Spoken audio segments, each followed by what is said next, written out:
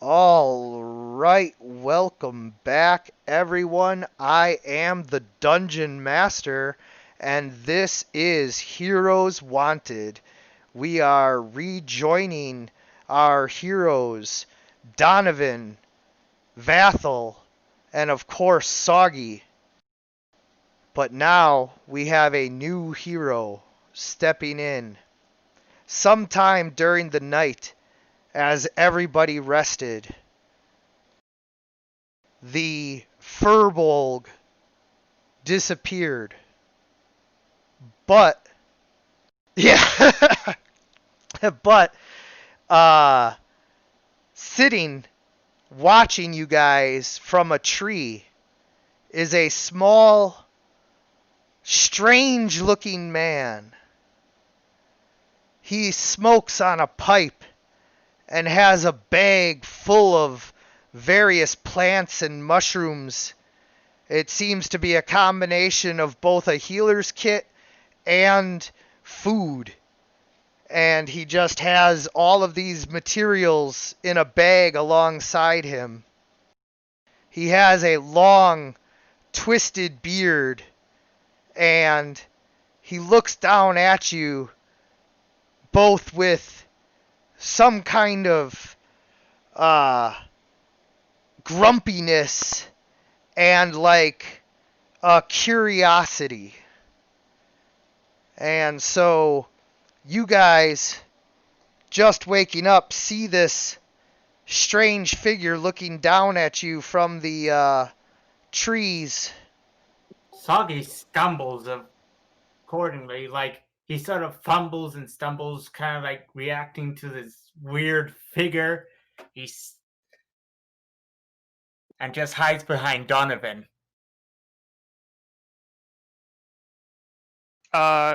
Question: are we still going with what you told me? Yes. Okay. Beamhorn gets out of the tree and onto the ground and says, "Hello there. I'm looking for a certain somebody. Could you help me?"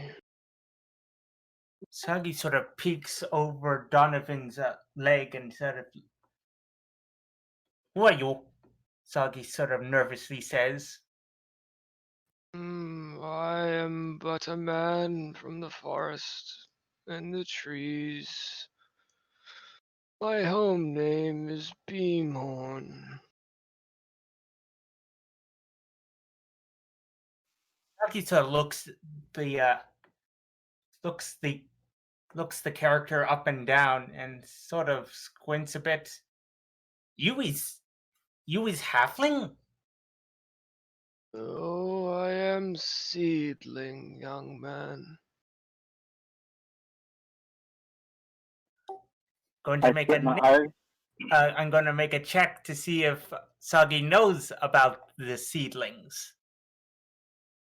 You don't need to roll because unless you are familiar with the Fey Wild, you would not even know where to begin to describe what you are looking at. Right. I also split my eyes and take a closer look, and I say, I've never seen a seedling before in my life. This is weird to see you in these parts. Yeah, And I kind of look them up and down. yeah, and so with you know, your guys looking at him closer now, what you see does indeed look like a very, very old halfling, but also he has features that kind of look like he could be half dryad almost. And I say, these lands never cease to amaze me. Before we saw a furbarg, and that's uncommon in these parts, and now we see a seedling. Yeah, Who are you looking for? it's almost as if the rift between the planes is weaker here. At least you're not our enemy. But who are you looking for? I am looking for a young paladin by the name of Donovan. Donovan. What business do you have with him? I was told to seek him to repair my land with my trees and my other seedling brothers. I go over to Donovan and I say someone has sent him here specifically to Alright. talk to you for some reason. How do I move my icon with the horse again? Did you click the carry on button? Yeah, you have to use the carry menu. It's in the macro. Not your token Sorry, guys, macros. That tells me nothing. I'm sorry, guys. No, Oh, it's when you click on the three One at a almost time, exclamation por marks favor. to the- Oh go ahead. You can explain it to him. no, when you click on those the three exclamation marks kind of to the right, someone Alright. it's gonna say carry on and put in bar. It says carry token menu. Okay, so I'm in the compendium. No, to the right of the compendium. You see the musical note, and then to the right of Yes, it is the another. jukebox. Yeah, the jukebox. And then to the right of that is collection. And somewhere in the jukebox is gonna say carry token menu. Not in the jukebox, in the collection. I think that's what it's called. Well, yeah, in the collection. Okay, cool. And Thank then you when you very put much. it in bar, Yep, alright, cool. yep. And then all you do is carry below. And then every time you move, Click on your the bar. horse moves. And then to undo it, to drop all. And don't worry, New Blood, we'll get you all hooked up with the other macros. Like right now, you don't need to worry about all that. Let's just get you into the game and playing, and we'll teach you how to ride a horse later. Okay. So yeah, I say to Donovan, he's looking to you, and he called you by name, although we've never seen him before. I still think you should be careful to become learn to trust him. But if anything, I have your back. Who's asking? Me and my kind need help from you. But I'd ask you one question first. Has that horse allowed you to ride him? If this horse didn't want me on it, I don't think I would be. Fair enough. It's a pretty big horse. I assume you're riding Lore's horse now? Soggy sort Yes. of smiles as he looks at Piedmont. Horselet, Soggy on it. Yes, you are, young dragonborn. And you can tell when Soggy says that he can actually speak to the horse, sort of like you can. You have a connection with this horse, young Soggy. Soggy has many connections. Soggy sort of smiles gleefully. So you asked me for a little busy right now. Well, I need somebody by the name of Donovan to help me patch a rift in my land. And where is Rift? Is it somewhere here? Well, I hope you all the best luck in finding this, Donovan. But I'm a little busy. I wish so too. But you is Donovan. Donovan? Beamhorn's ears perk up, and he looks at Donovan. Kyle! I'm Kyle! This young halfling does think you are Donovan. And he just keeps looking him up and down.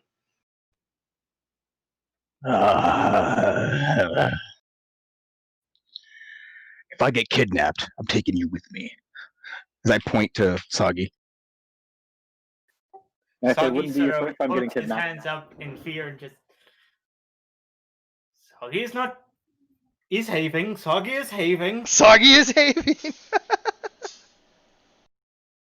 It wouldn't be your first time being kidnapped, Donovan. You should be used to it by now. Hey, one more time and you get a Alright. free Sunday. All right then. What kind of help are you looking for? Something about a rift. Yes, apparently you are the one that can help me close it. I don't know what you mean. Why you think that? There's only two things in this world I know: it's blacksmithing and killing vampires. Uh, maybe one of those two things could help. Reef being pulled apart by evil Saki sucks?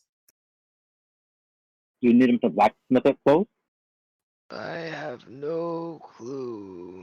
I was just sent to find you and help you on your path while you help me.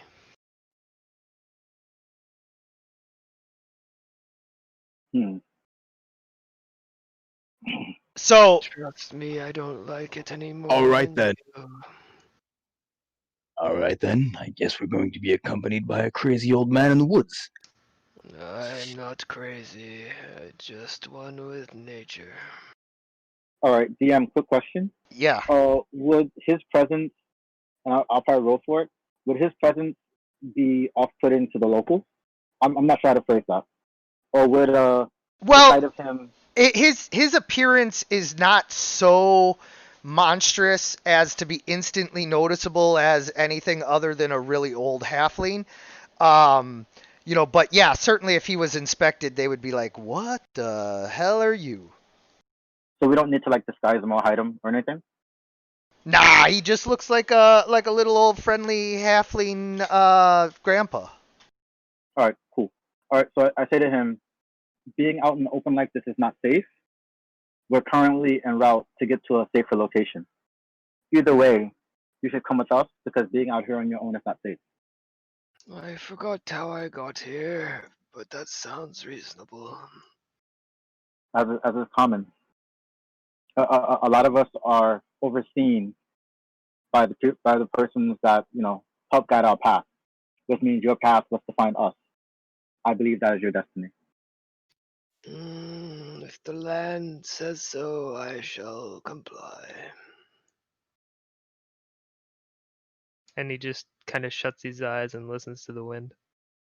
Yeah, and as you do, you can kind of feel a cold breeze rustle the trees and the leaves, and as it does so, you get a image as all around you are still skeletons and dead bodies, and these guys, you see them decay and rot away until they are skeletons grinning down at you from their horses.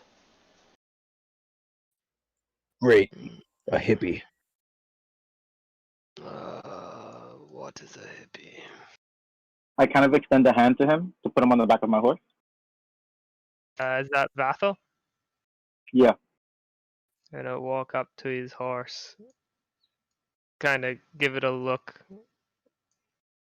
and a nod to see if I'm okay to hop on it. The horse looks at you and, with your connection with animals, says, "Yes, we must leave." Thank you, kind one.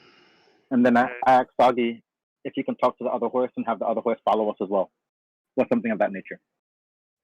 Be warned, stranger. We have been stalked across this landscape by the knights of Carpathia. And to make things worse, we had once had Holy Blade within amongst us. It was taken and corrupted by a vampire. That vampire seeks to obtain it. He seems to know exactly where we are at times. If you wish to join us, you do so at your own risk. Soggy sort of coaxes one of the war horses to follow with a sugar cube. Yeah. That's the last sugar cube though, so the rest of the war horses and everybody are like, you know, they all want it. So now they're like all kind of following you, so now you're in the lead. Can I crawl up the horse's leg and get on the back behind Vathel? Yeah, absolutely. In fact, you're so light and nimble that you can kind of like just grab its tail and it doesn't hurt it, and you just use its tail and its leg, and you just kind of hop up and you're on it in one swift move that nobody even really can track. All right, so I just am posing the question. I just told Beamhorn, Donovan just told Beamhorn that we're being stalked by vampires and Knights of Carpathia. Okay. Joining the group is He has of his no own idea what show. either of those things are. Yeah, I'm just oblivious. I'm an old man that's just like, Okay, whatever.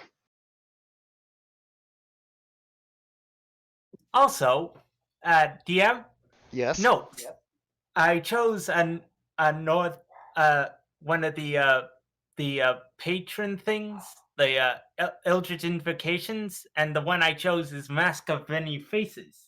Cool.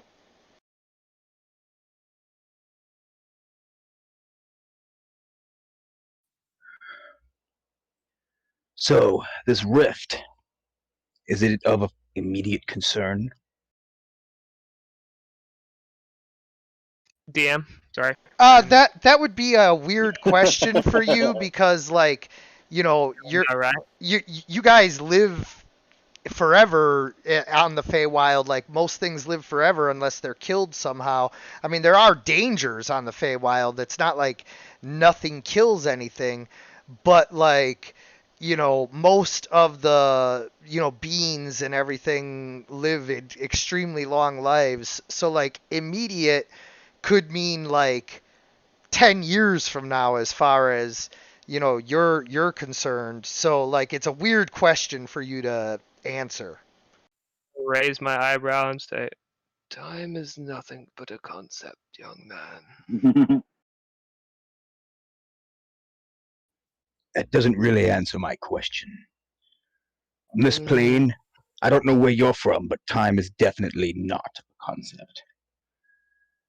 I'm just gonna close my eyes and act like I'm sleeping. Oh boy.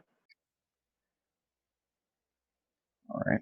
Now, what of the ending of last week? I believe we went to a town where we were attacked. Did Uh we go to the town?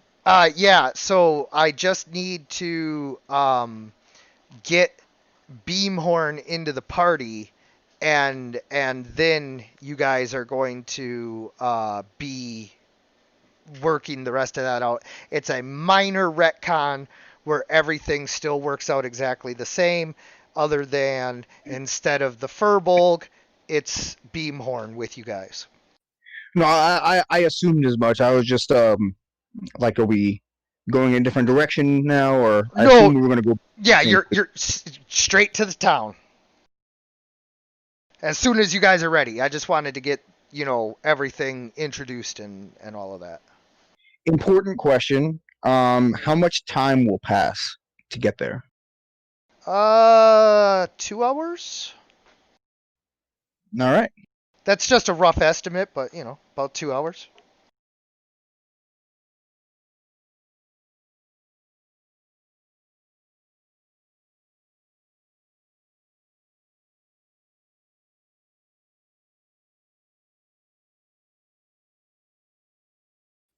We're just going to leave that warhorse behind. It's coming Santi, along with us. can I you thought, attach it to your character? All right, cool. All right. So are we really moving, or are we just? No, yeah. So I'm just grouping you guys up so I can move you. Okay.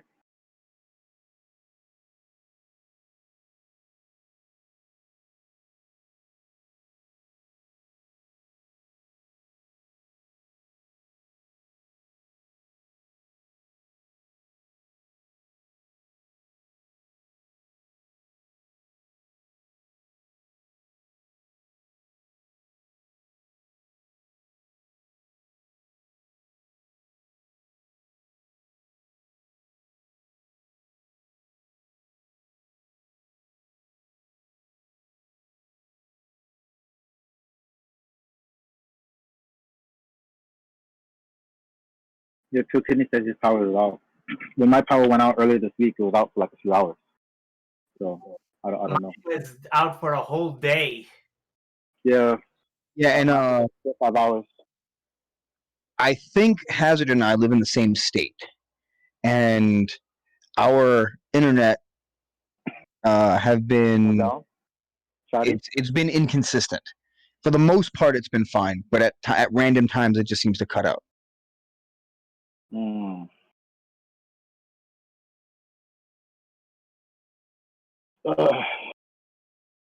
Yeah.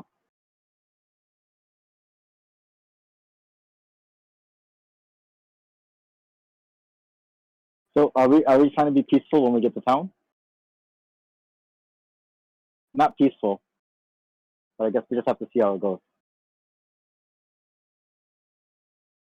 All right. So because Beamhorn was not here, I'm gonna do a little retcon of like the exact description, but I'm gonna give him the description so that you guys are where you're at. So it's mostly what happened, but just a little tiny bit of a retcon.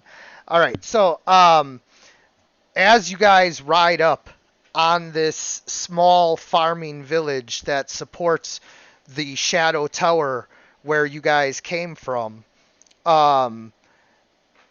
you see trees lining the roadway, and you can sense movement.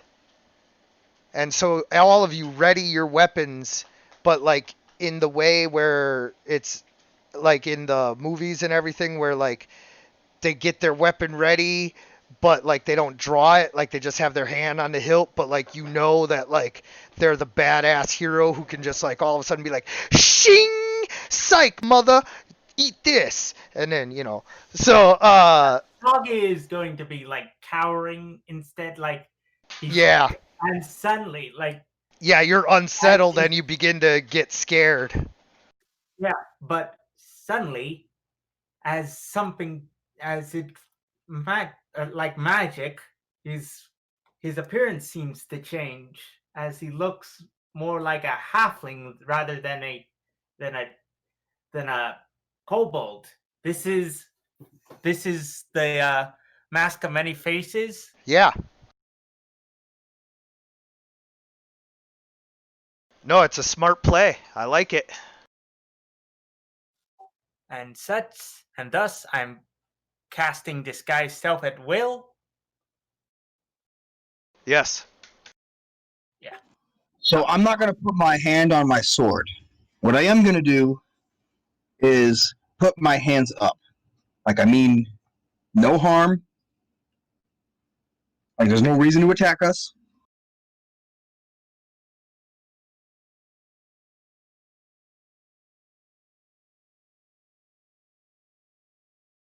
I just open my eyes and start puffing on my pipe. Uh-huh.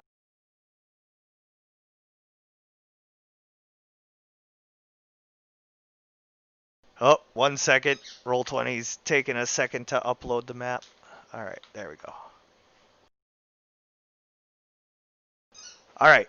So, as you guys ride closer and closer to the village, suddenly several peasants jump out from behind the trees, and some of them come out from a building and block your way to the road.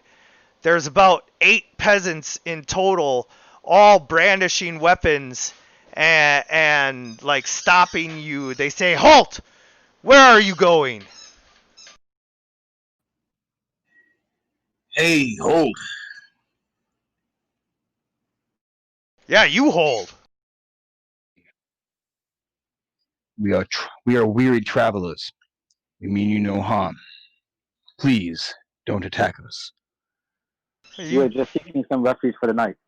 You don't attack us. Certainly. Again, we mean you no harm. Well, good. Then surely you don't need to be so well armed, good sir. As you can see, we are very wary, and I know we already look tired. We are just traveling as we are. Our weapons are with us. You guys look like a group of murder hobos. We have been attacked by a great many undead and dark knights.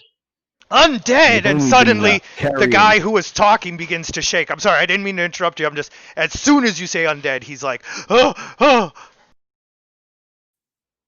We have only been carrying what means to defend ourselves. In fact, our intention is to help those that we can and rid the darkness from this land. Have you had undead here? Or do you have undead here? Oh, the undead are all around this world. You have been fighting them nonstop. Okay, so with that persuasion check, basically, you're not quite able to convince them to give up on wanting your weapons, but they say that if you're willing, what they'll do for you is you can leave your weapons on the side of the road and come with them, and so you're not giving them your weapons, you're just setting them down. He is hiding his many daggers. So stealth check. I'll give you one better. I will dismount off my horse, and I will slowly approach one, or at least the guy in front who's speaking the most.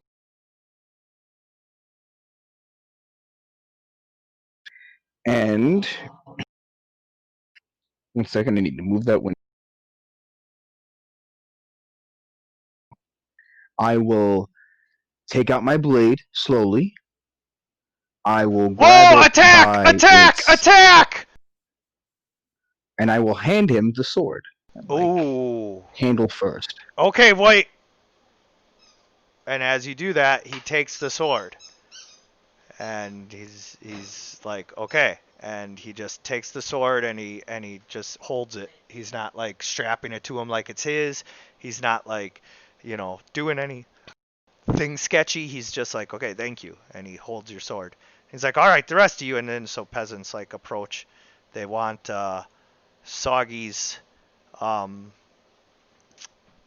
you don't have anything all that big, do you? Yeah, you just got daggers. So you're just hiding all your daggers, and then they want Vathel's bow. My bow is a something I summon. Oh, that's right. What about that big heavy crossbow you got on you? Again, did we take a long rest or no? Yeah, you long rested last night. This is the day. Yeah, so now it's a summon. Oh, I got you. Yeah. Once you were able to do your thing with it, now you can just summon that. Got it. Right. Okay, so yeah, you don't have any weapons on you as far as they can tell. Soggy, they are gonna roll perception to see if they saw you hide that dagger.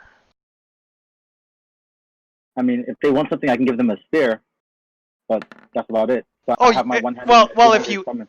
if you have a spear, if you have a weapon on you, they want it. If you don't have a weapon on you, they're like, oh, okay. Yeah. And then, Soggy, they did not notice at all, even though you kind of messed up your stealth check.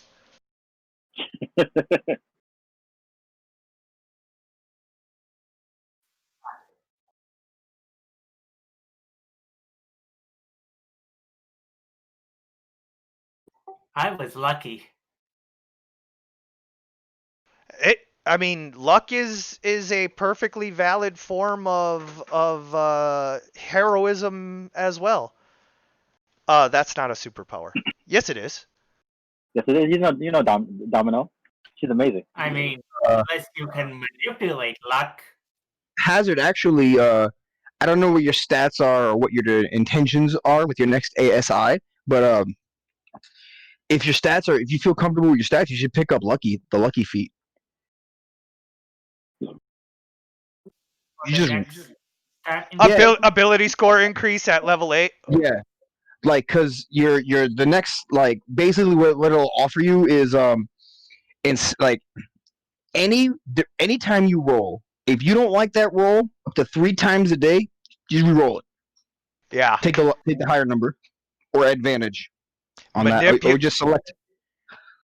Manipulating luck. Oh, yeah, and before I forget, I want Soggy to get a inspiration point for thinking to hide his daggers quick. What does that mean? An inspiration point allows you to one time give yourself advantage on any roll. Lovely. I'll say that. Well, also, it's basically like what I just explained as the lucky feat. You may either select advantage on a roll, or if you don't like a roll, you can re-roll it. Oh, you can oh, yeah, thank you, yeah. Okay, like I said, it's basically the inspiration feat. It's basically the lucky feat. So they won't take your quarterstaff beanhorn, but they see your scimitar and they're like, hand it over, old man. Okay. All right. Just hand it over. So the peasant has your scimitar and your sword, and they're like, all right, come with us. And they like take you into the town. And to them, Sagi looks like a halfling. Yes. Otherwise, they would have been like even more suspicious because already Vathel is like, they know what a drow is, but well, they don't know what a drow is. They know what a drow is.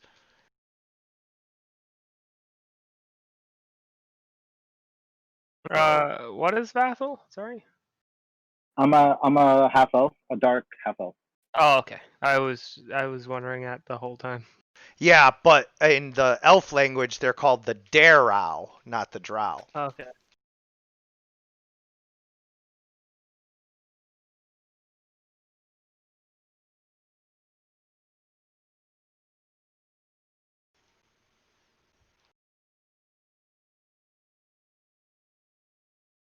Are we supposed to be following them? Yeah.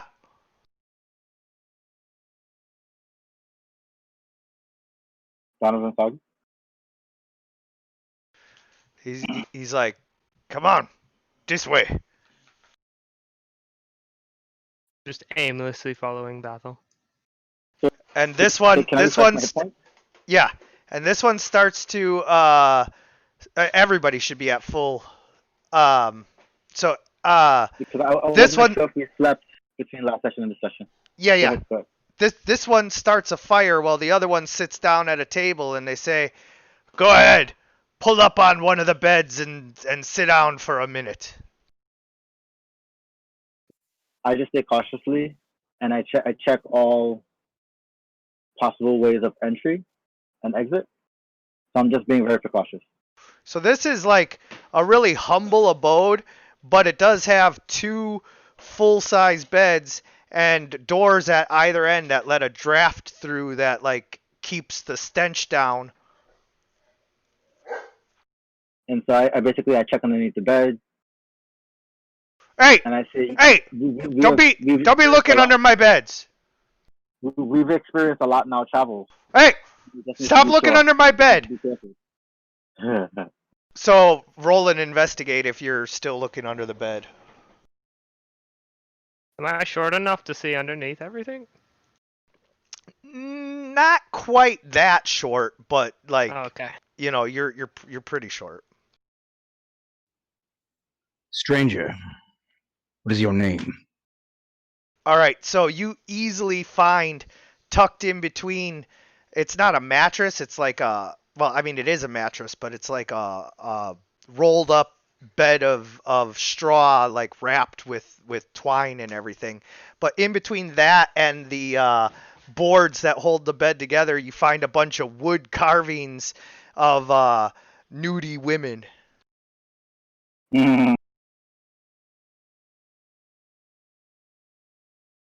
And then I ask them, how are the people in this town doing?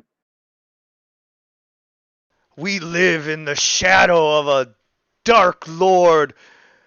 General Visanthus demands tribute far more than we can support our poor village with. That's why stone walls are all crumbly from? Yeah, he won't send the masons to fix our village, but they got plenty of time to fix that blasted tower of his. Sounds like a dick to me. What's a dick to me? Sort of like runs up and jumps onto one of the beds to sit on. If it means anything, I'm pretty sure that same Dark Lord is the one we've been meeting, crossing paths with, unfortunately. In the very least, one of his generals.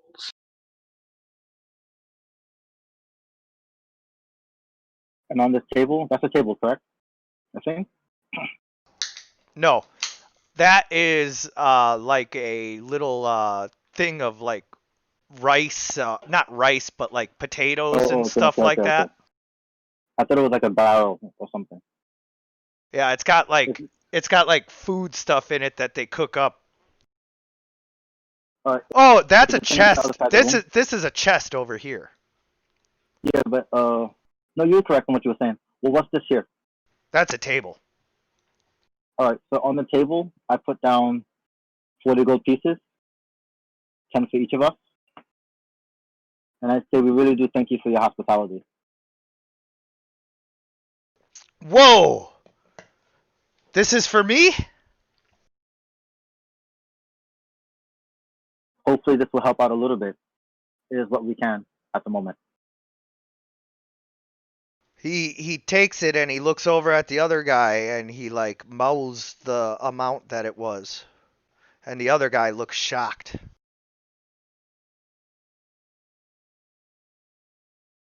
Can you please keep us being here a secret in this town? And maybe there might be more in the future for you. I can try, but you know, I gotta tell you. We and he runs out.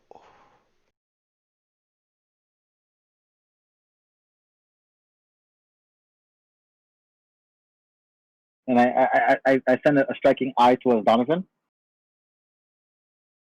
And the other guy runs after him. Because he doesn't know what to do.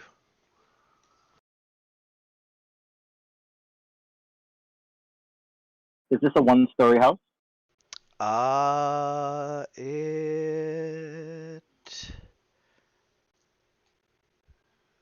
One second. It is, yes. All right. Can I kind of like volley from the horse to the roof? Yeah.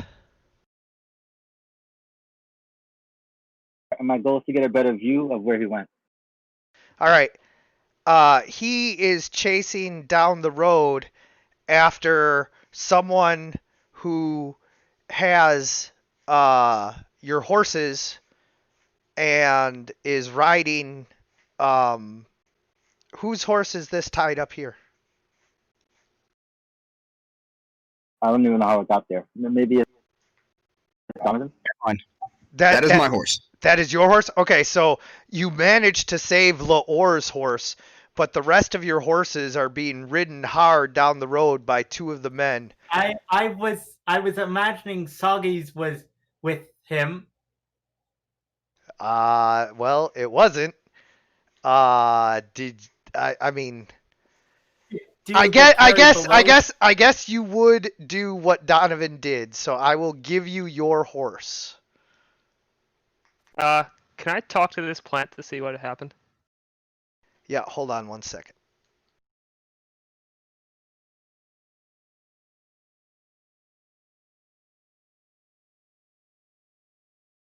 All right, does it appear as if he's trying to stop them? You're lucky that you have such a strong relationship with Donovan that it's easy to justify that you would just do what Donovan did. All right. So, anyway, yeah.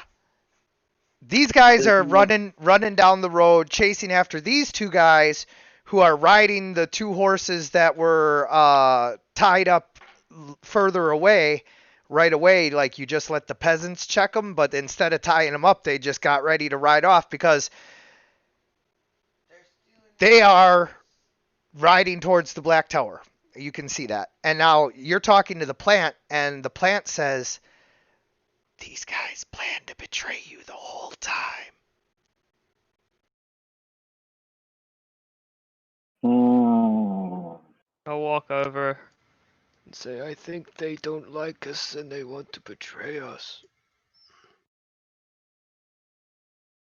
Roughly Mr. how far Plant away are over they? there And the other told me. the other two guys stop and turn around when they realize that they can't catch him, and they just look at each other, and they're just like nervously walking slowly back because they're scared.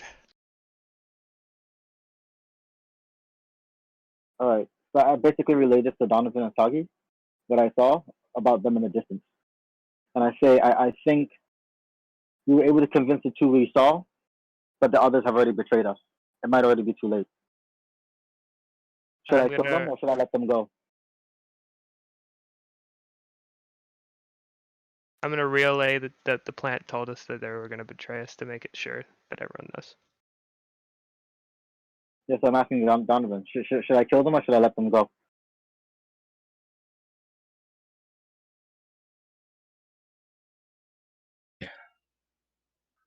We have some questions that need answered. If we wait too long, it might be too late.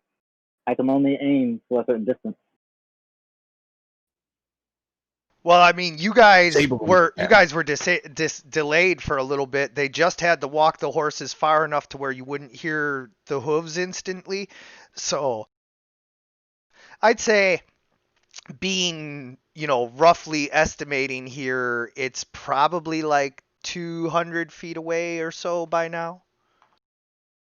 I keep forgetting what my distance is. Like it doesn't say. 600 feet, something crazy. Oh, for the heavy crossbow, yeah, like 320 feet. Right. So I'm wondering if I can even hit them, even if at a disadvantage. I'll just start bolting at them from on top of the roof. All right. Do So it. Stop No, them. no, Stop no. them if you can. All right. so it will be at disadvantage, but go ahead and just like pop off 5 shots.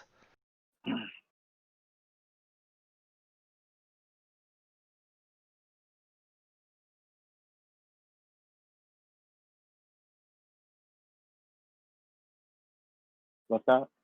1, 2, 3, 4, 5. Nope, one more. All right. So, despite being at disadvantage, Vathel is a highly skilled hunter, bounty hunter, and he has had to shoot more than one person who thought they were going to run out the back door and jump on a horse and run away. So he knows how to adjust for a moving target. And although he misses badly on his first one, he readjusts and strikes the peasant in the back with a bolt. Then he fires again, hitting the other peasant, but only dealing a little bit of damage to his leg, not enough to stop him. The next shot misses badly, but he readjusts and nails the peasant in the back of the head, killing him. The horse continues to run on. The other guy, with a bolt in his back, is slumped over, and you can't tell if he's dead or not.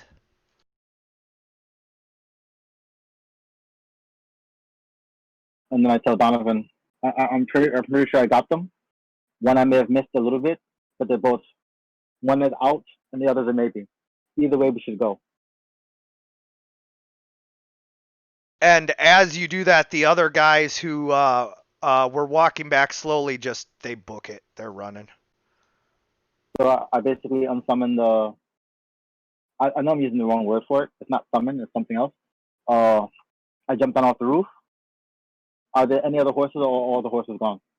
Well, there's Soggy's horse and the war horse. Besides those two. What did we say your horse's name was? Buttercup? Yeah, it's Buttercup. Buttercup. Yeah, Buttercup. How far are they away? I think they're between like 200 and 300 feet away. Oh, the ones that just started running? Oh, yeah. The ones that just started running are like 60 feet away. Ah, shit. Hold on. I mean, if we jump on a horse, we'll catch them within one turn. True. All right, Essentially. yeah. 60 feet, like they can only make it another 60 feet with the dash action. That's 120 feet. That's still within your longbow range, like for not disadvantage. All right, so Horse, and I'm chasing I after don't, him. I don't want to kill them. Right, we want to get them back, essentially. All right, so I'll take non-lethal blows at them though. Yeah. So you unsummon and resummon. No, not the crossbow. You can't shoot the because you got to reload that one. Oh, do you want to just reload it? Yeah, just reload it. There you go. Yeah, I can reload it. Yeah, there you go. And then you can take 2 shots, one at each of them. No disadvantage. Nailing both of them, you easily hit them both in the leg, making sure that they ain't going nowhere. And then Donovan goes after them. Yeah, I mean they ain't even trying to limp away no more. They're just like, "Yep, my give up."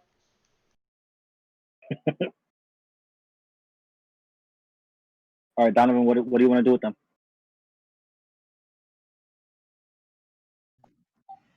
Get them into the house.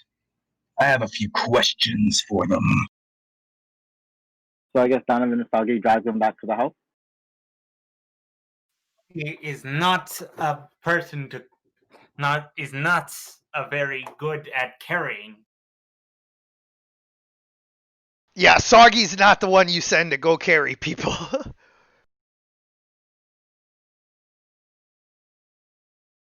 As you're doing this, though, the rest of the peasants, like, you can hear them like, "Did you see that?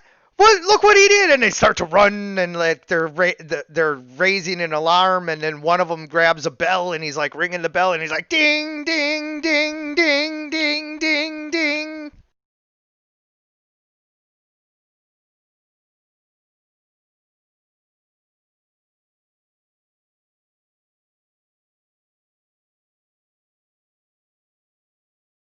Can I mold earth around the house?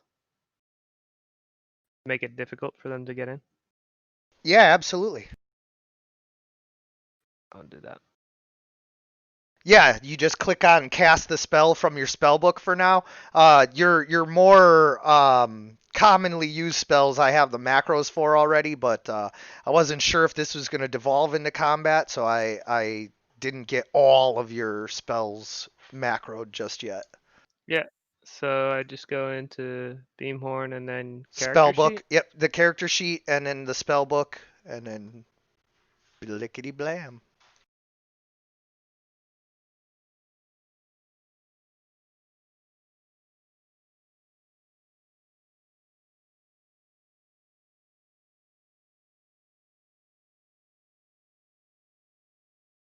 And so I say to Donovan, now that we have them back, we don't have much time. And then I say to the peasant, why would you betray us? We did nothing. We needed the money. There was such a high price on your head, but then when you just willingly gave us 40 gold like that, I went to go try and stop them. Said, how high is the price on our head? It's 25 gold pieces. We would have easily given that to you to keep our secret. So we were supposed to know that the one good person in the world was like riding to our town? And the thing is, you've already just sealed your fate. We're not the bad guys. The bad guys, we're stuck in a poor provincial town having to provide produce for a very evil lord who is the target of many attacks year after year. We are raided and pillaged by enemies and our own people alike so frequently that we don't even know the difference anymore.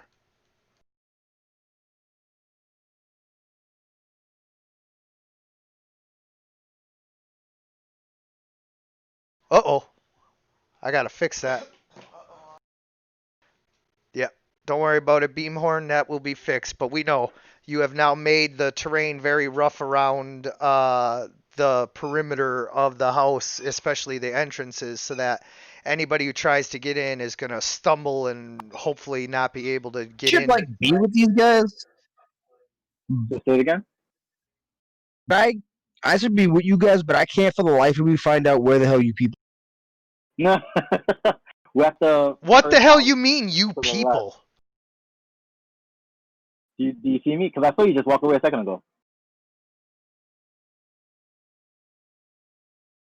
You see me? Yeah, we're in here. Okay, cool. And the horse is in here too. So at first I was like, "Where are you going?" Because I saw you walking up to the right. So I was like, "Oh, you're going for a walk around town. That's cool." Yeah, he's just like blowing off steam. He's like, I can't be in here with these assholes right now. All right. So quick question: did he create a molder around the back? Yeah, especially the back, but then also around the front porch a little too. All right. So what I'm gonna do is I'm going to what am I gonna do? I'm gonna cast Silent Image and create a wall where the actual door is. So create a door to the right of the wall. Oh, I gotcha. Yeah. Yeah. Yeah, you're painting So, the train tunnel on the side of the wall there. Right. And so it's gonna be a closed door at the blank wall, basically. Yep. And Nope. Sluggy looks to the presents and sort of remembering something, and looks to Donovan. Donovan, do you have the pendant from that one guard from tower thing?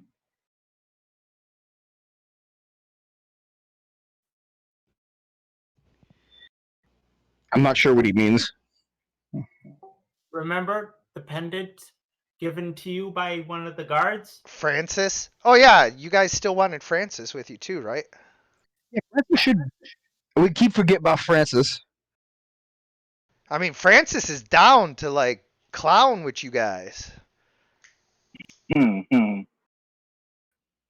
So all I'm going to say is this. I'm going to approach the peasant who's talking. Oh, God dang, every time I try to move, it just moves my whole screen. Yeah, I think you have to, in a minute, but close out roll 20 and then reopen roll 20. And normally that fixes it for me. Well, when that happens. So close out roll 20 and just reopen it, and hopefully that should fix it. You tried to sell us out? You know us? Yeah, I mean, once you guys were wanted by General Visanthus, he put the word out that anybody who saw you would get 25 gold pieces. Does every town have that same memo? Does every town have that same notice? Well, I mean, we don't. Let me ask you something. What would happen if General Visanthus was dead?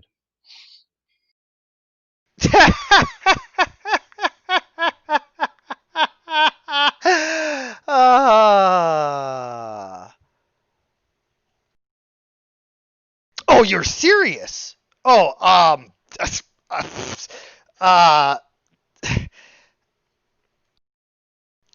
don't know what to say to that. Better come up with one. Then I guess his brother would take over.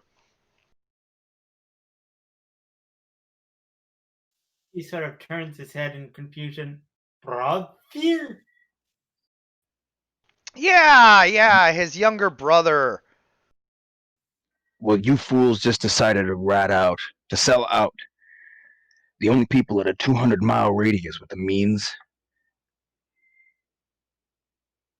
and the motive to take him out. What's my name? They didn't have a name. They just described you guys.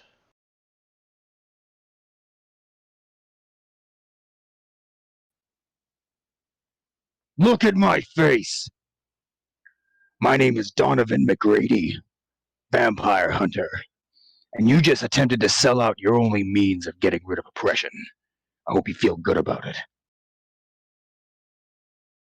Well, I mean, you know, not now that you gave us more than what he was gonna give us to sell you out for.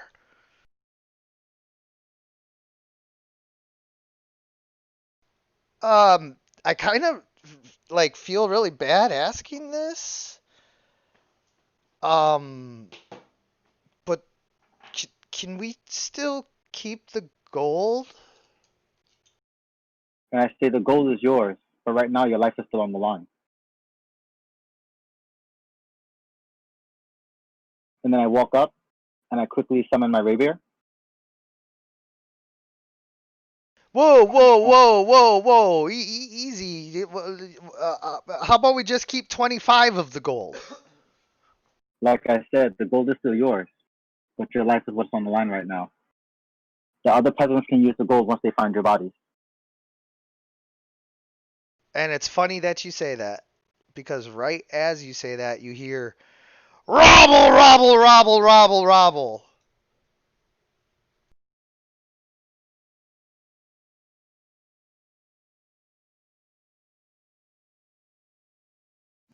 I'm gonna go outside. Yeah, you Donovan, come on out here, you murderers. I said, Donovan, you said you're going outside? Is the fight from the front or from the, is the mob in the front or the back? The front.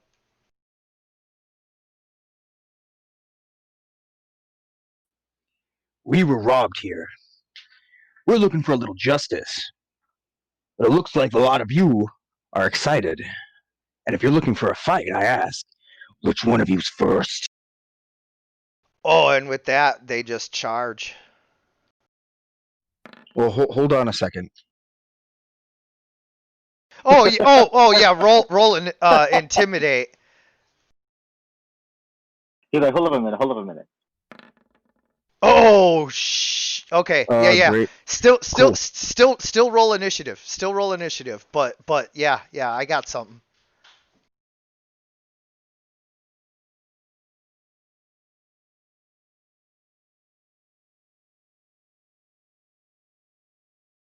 That's all right. You rolled good on the one you needed to. It's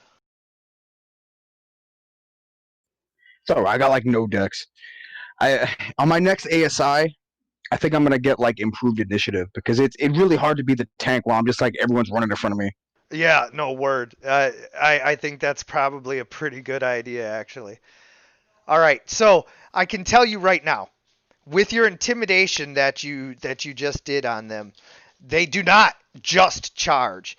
Instead, now they're kind of like pushing the biggest guys amongst them to the front, trying to get them to engage, but they don't look too eager at the moment.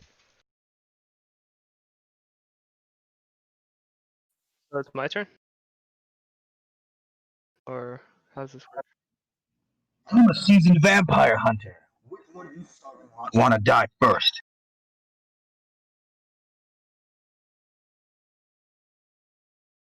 They're like, you know, and they're like, Big John, and they're like pushing him up, and he's like,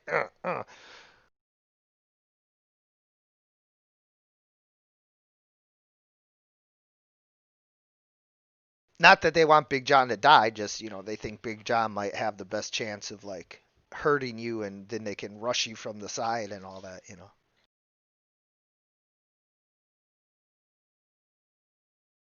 All right. Team One, you can probably take, what do you think you want to do? Well, Donovan's the tank, right? So do you want to hold an action? So you're able to hold the action that if this occurs, then you would do this. And that might be a possible something you might want to do then. So that if Donovan moves or if someone actually attacks him, then you do something. Because you're up first. Yeah.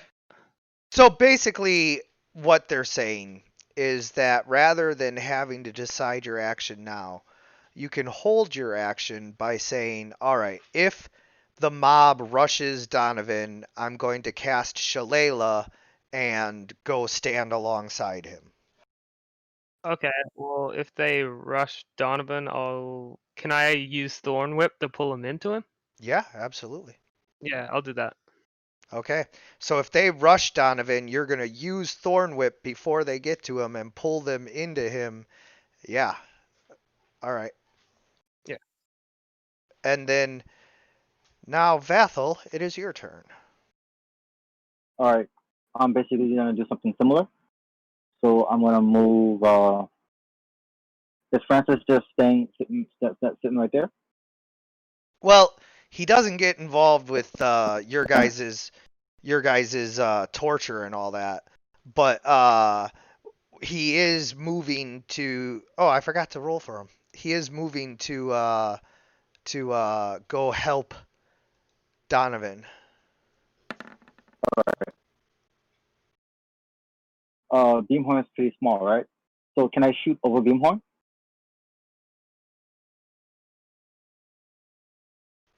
Yeah, yeah. All right. So I'm basically gonna set up a position right there, right behind Beamhorn, and the same thing. So if someone attacks Donovan, then I'm gonna take 2 shots at them.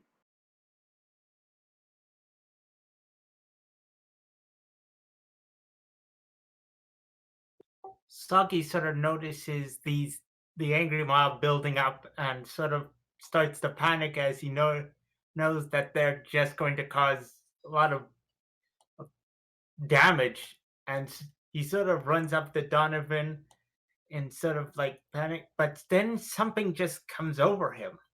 Like a new power seems to surge from his fingertips as he starts to trace strange markings in the air. Like, at first, it sort of looks weird, but then things start to happen. As I'm going to cast Hypnotic Pattern.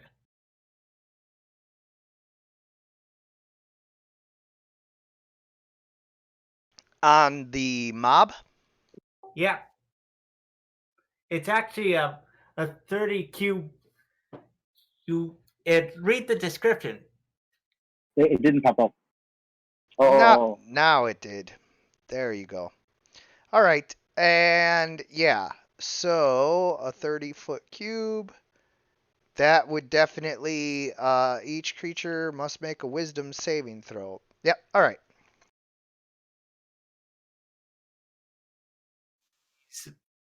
Care to describe what exactly is happening in the pattern, like thematically, DM?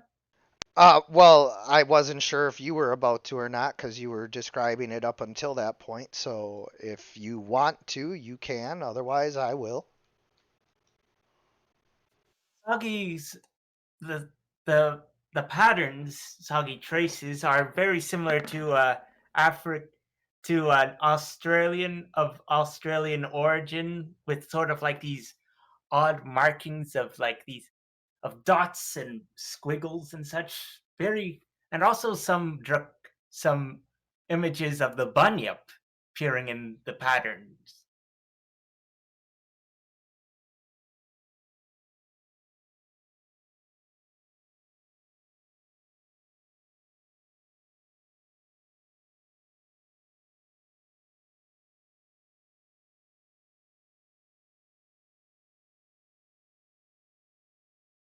Oh no, that's right. This one is.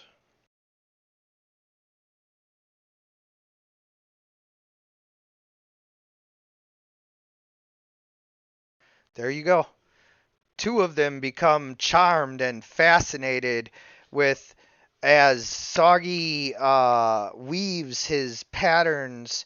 It becomes this entire like show of watery dancing movement and glimpses of like fish and other aquatic creatures just dancing through these weird hypnotic wavy patterns, and two of the angry mobs just stare at it in disbelief.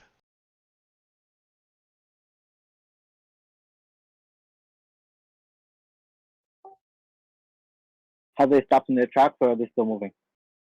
Those two mobs are just stopped and staring. The other one is still scared, uh, and not willing to just rush. And so instead, they approach Donovan and try to intimidate him back.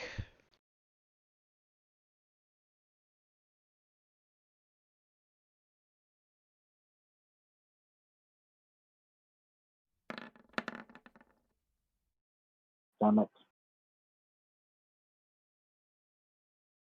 And so the way that I do it against PCs is that your wisdom is what we use for your morale, because it like basically determines whether or not you're wise enough to stand and face the threat or whether you give in to the fear. And so you just have to make a wisdom save versus their intimidation.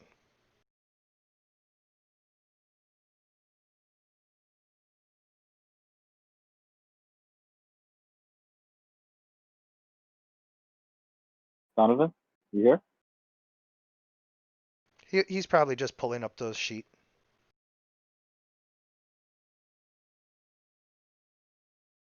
Hopefully, it isn't like some sort of like. He doesn't think it's like some sort of railroading thing. What? No. Sorry.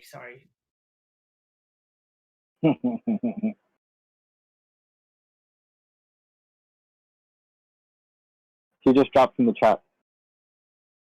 I think audio problems. It happens.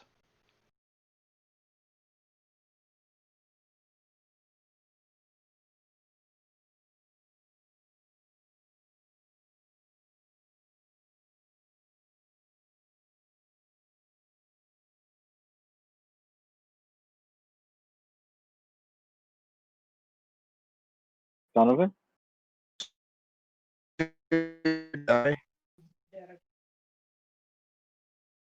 Hello? Yeah. Yeah, I can Can hear you what's hear me? yeah, I can hear what's happening. Don't worry. You can type if the chat isn't working. But for now, just roll the wisdom save.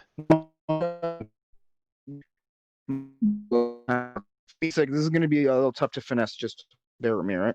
Yep. No worries.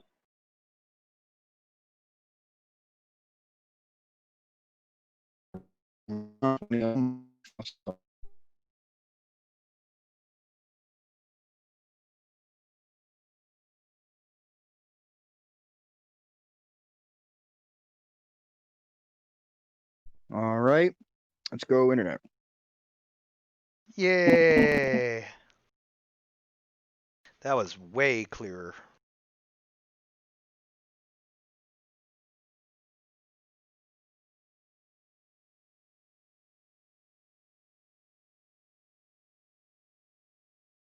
Just getting back onto Roll20 just simply because of like my internet.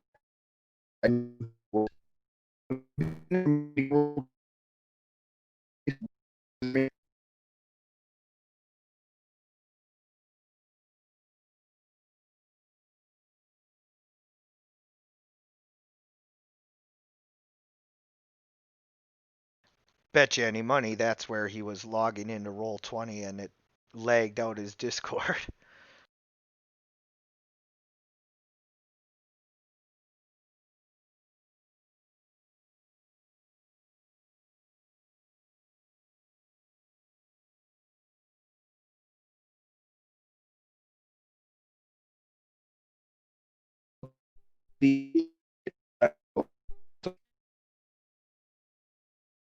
Ting tang, walla walla bing bang.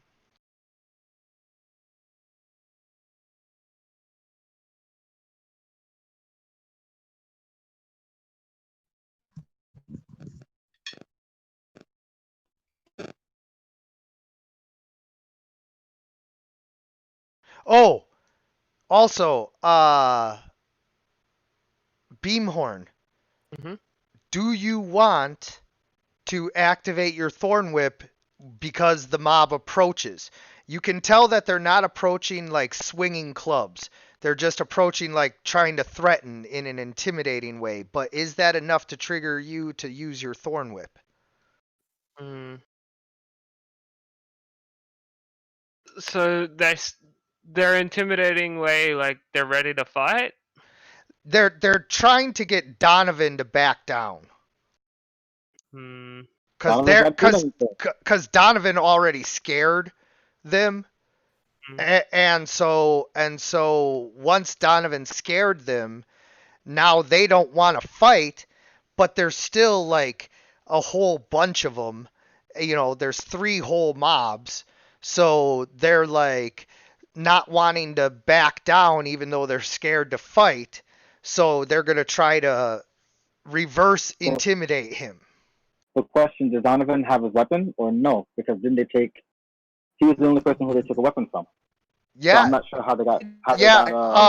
It was these. I still have my It was these guys. It was these guys who had your weapon, and they left it in this house. So he has his weapon. Yeah.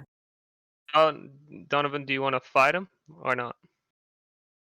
Like, are you just willing to? I mean, I'd swing at rather him? not, but Okay, well then I'll just hold on to it for now. Okay. Donovan, roll. not actually try to hit them, but like let's fucking do this. Like, I understand where you are at. I just didn't know if you wanted, like, if you wanted to start swinging, I'll pull him into you. But if you just want to like intimidate him, I'll. Oh, they're already intimidated. They're just trying to reverse intimidate them now. They're trying to pull the reverse card. So, Donovan, roll your wisdom save if you can. Otherwise, I'm gonna have Soggy do it for you because he still has access.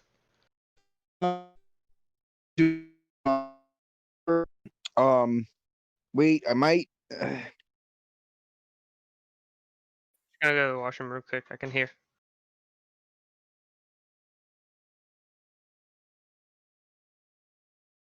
Apologies, to everyone. I of course rather Donovan gets to roll his own roll.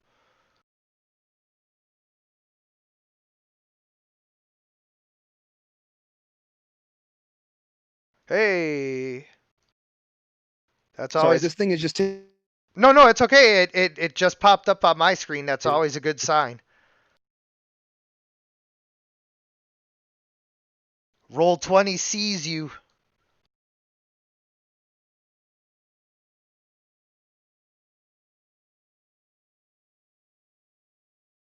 Don't see his.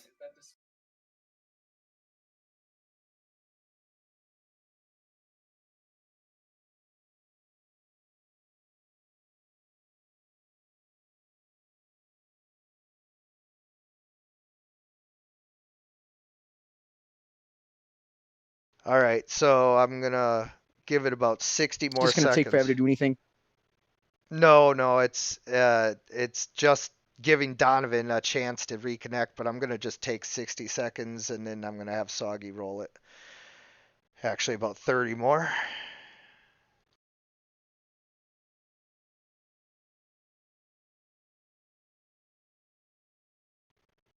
Remember, all saves are add +3. Yes, thank you. 10, 9, 8, 7, 6, 5, 4. What's his wisdom modifier? All right, Soggy, go ahead and roll it. On Donovan, on his sheet, go ahead and roll the wisdom save.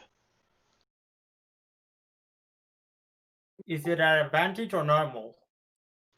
Advantage because he already intimidated them.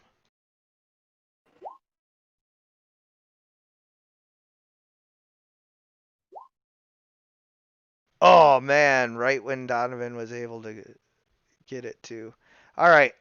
So either way, it's a failure. And so Donovan, now that there's so many of them near you, you're like, "Whoa, you guys need to back up," or whatever you say. You're like, "Ah, you guys, get the hell out of here." Yeah.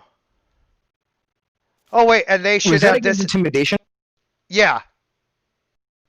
And they should have disadvantage, so it was only 18. But even with the +3, Soggy still got 16 with advantage, and you got 11, but you didn't roll with advantage. You want to re-roll with advantage if you have access to your sheet?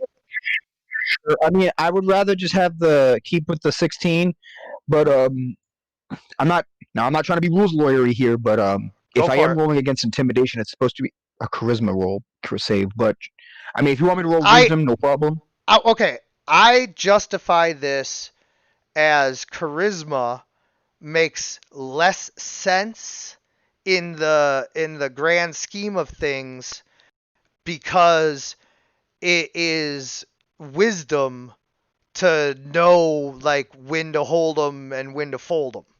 You know, that's wisdom. That's not, charisma is your ability to convince somebody of something.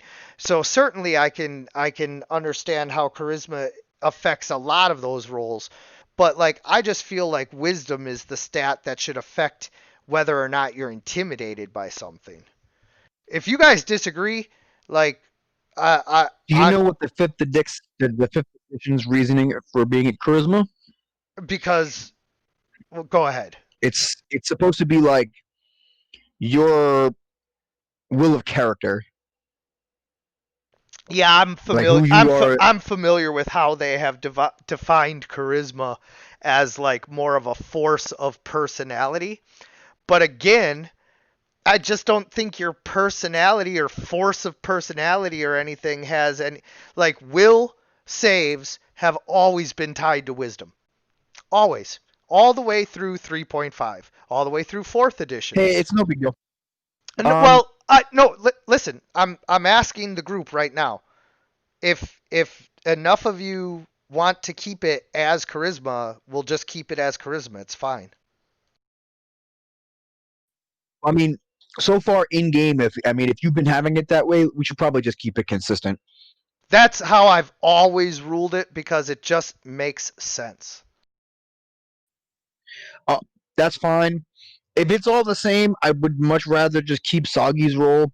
I mean, to be fair, I was just kind of blind rolling. I couldn't really connect to anything at the time. No, it's fine. So basically what happens is you guys are at a bit of a stalemate, but having them be so close to you, you're intimidated not mechanically in any way, shape, or form, but just like you're defensively ready. So if you had any readied action as far as dodge or attack, Yeah, I'm gonna I'll just take the dodge action and hang out with my shield. Yep. So you put your shield up and get your sword ready, and you're ready for anything they do. Francis rushes to your side. He's like, "Don't worry, Donovan, I got your back." And he brandishes his halberd alongside you.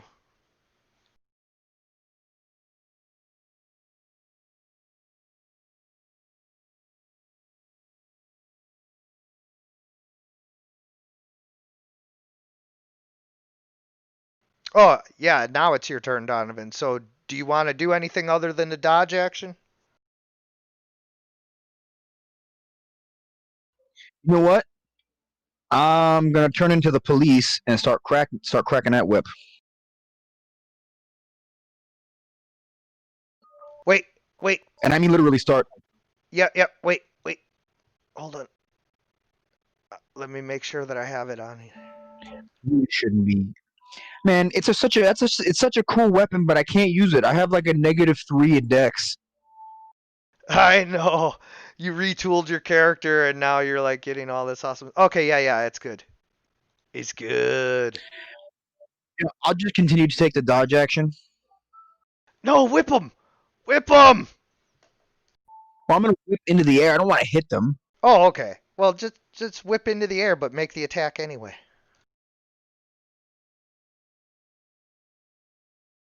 Like this long ass whip.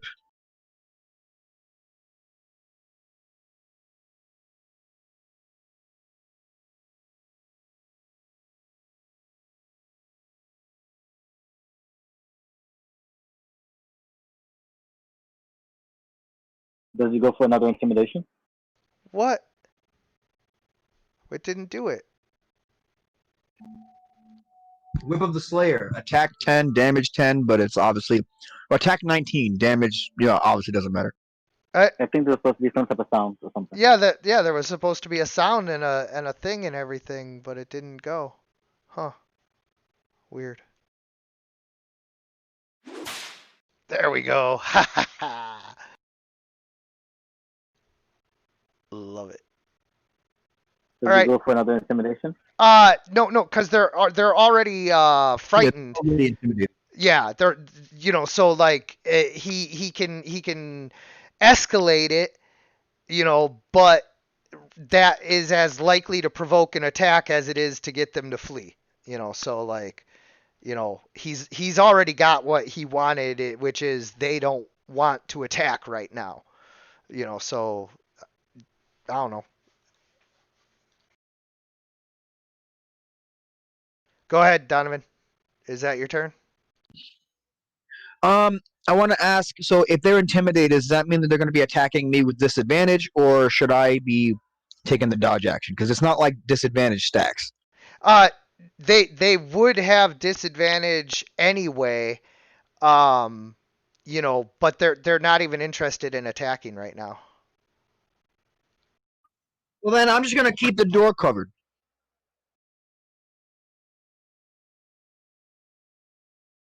I guess what I'll do is I'm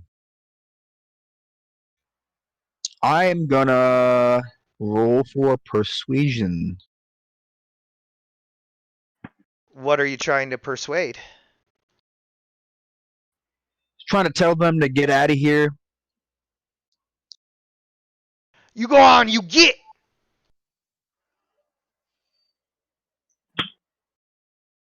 And Soggy's going to try and support that. Yeah, be gone.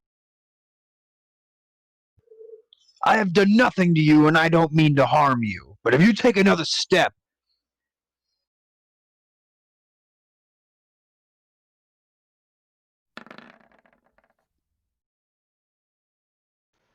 Yeah, they don't want to take another step.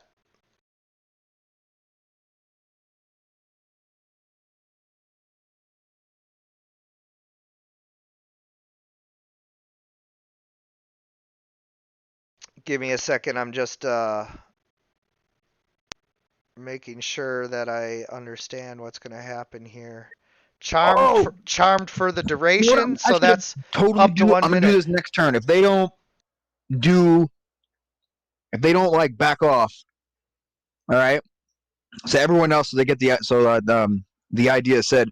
I have Loor's head in my pack, and if they don't think that like we're capable of taking out General DeSantis, I'm gonna show them his bodyguard.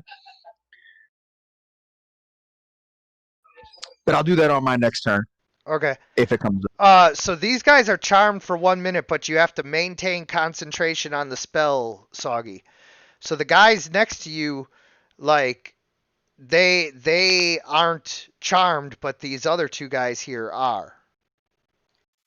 Soggy's going to keep his concentration on the spell. Okay.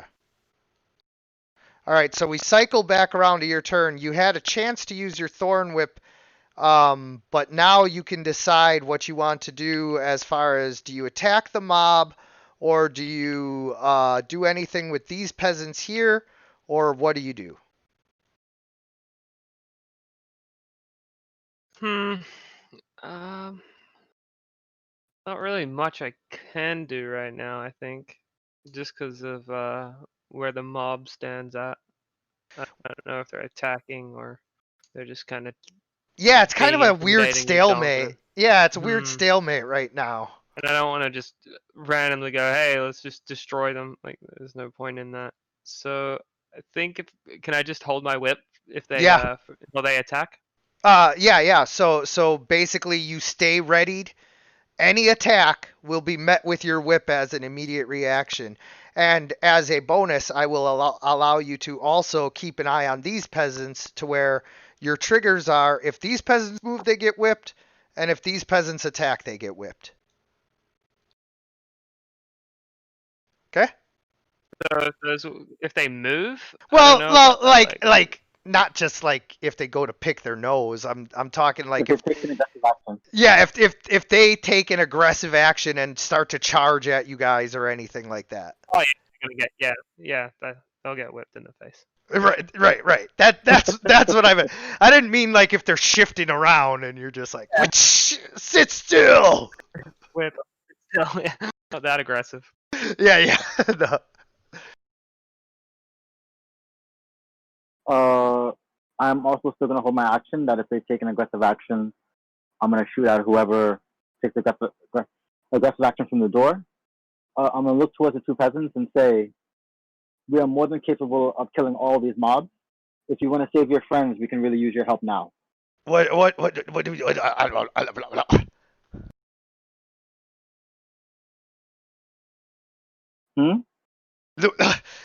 I mean, okay, hero. How do you want me to help? You shot me in my leg. You were about to betray us. We were never here to fight, but we will defend ourselves. I wasn't here to fight. I was here to collect 25 gold. Then so be it. And I kind of look back towards the door. What? I wanna help. I'm not a bad guy. Let's say different. So Soggy, you're maintaining concentration, which means you can't like cast a lot of the other spells that would maintain concentration and all that, but you can cast like Eldritch Blast and stuff like that, or you can just hold your turn, take the dodge action, etc. Etc.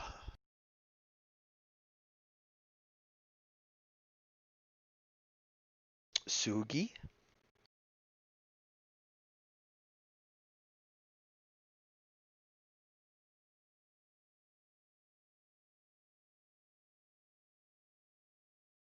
Soggy. He's keeping his concentration on the spell, Of course. so he can't do anything else. So maybe we should move back.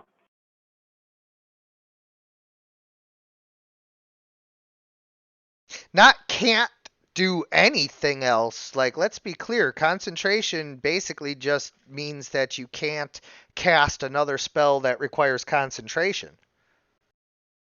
So sort of like moves over to the left, kind of like You are looking. holding onto a concentration spell. While you cannot cast another spell, right? Like that requires a standard action, but yeah, you can still cast other spells, and you can still cast bonus action spells, definitely. But also, if you get attacked, you're gonna have to make a concentration save. Right. Soggy is just going to ready an action if things get violent. You're going to drop concentration and cast Witch Bolt or something? But then we're gonna have 3 mobs on us instead of 1. Yes, but I'm just waiting. Okay, well, what he's saying is that you should just keep those 2 mobs hypnotized because you got 10 whole rounds of that. So don't ready an action to drop concentration, just keep them hypnotized. Yeah, I'll just keep them hypnotized. Cool. All right. So these guys are still struggling with their fear of Donovan, and they don't want to attack. And he was quite persuasive about everything. So what they're going to do is say, "You guys better get out of here before they get back." And then they turn, and they not turn, but they like back off the porch, and now they're just standing here like looking at their buddies and like being like, "Hey guys, like back us up here." And they're like, "We can't." And then Francis steps forward, said he's threatening more of the squares, and he says, "Yeah, that's right. Get on out of here."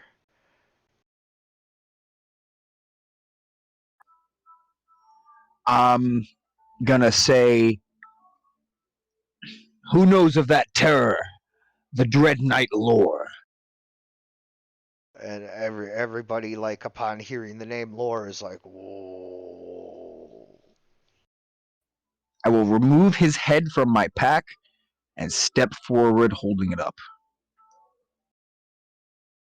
Okay, so remember how you, like, screwed his helmet up? Sure.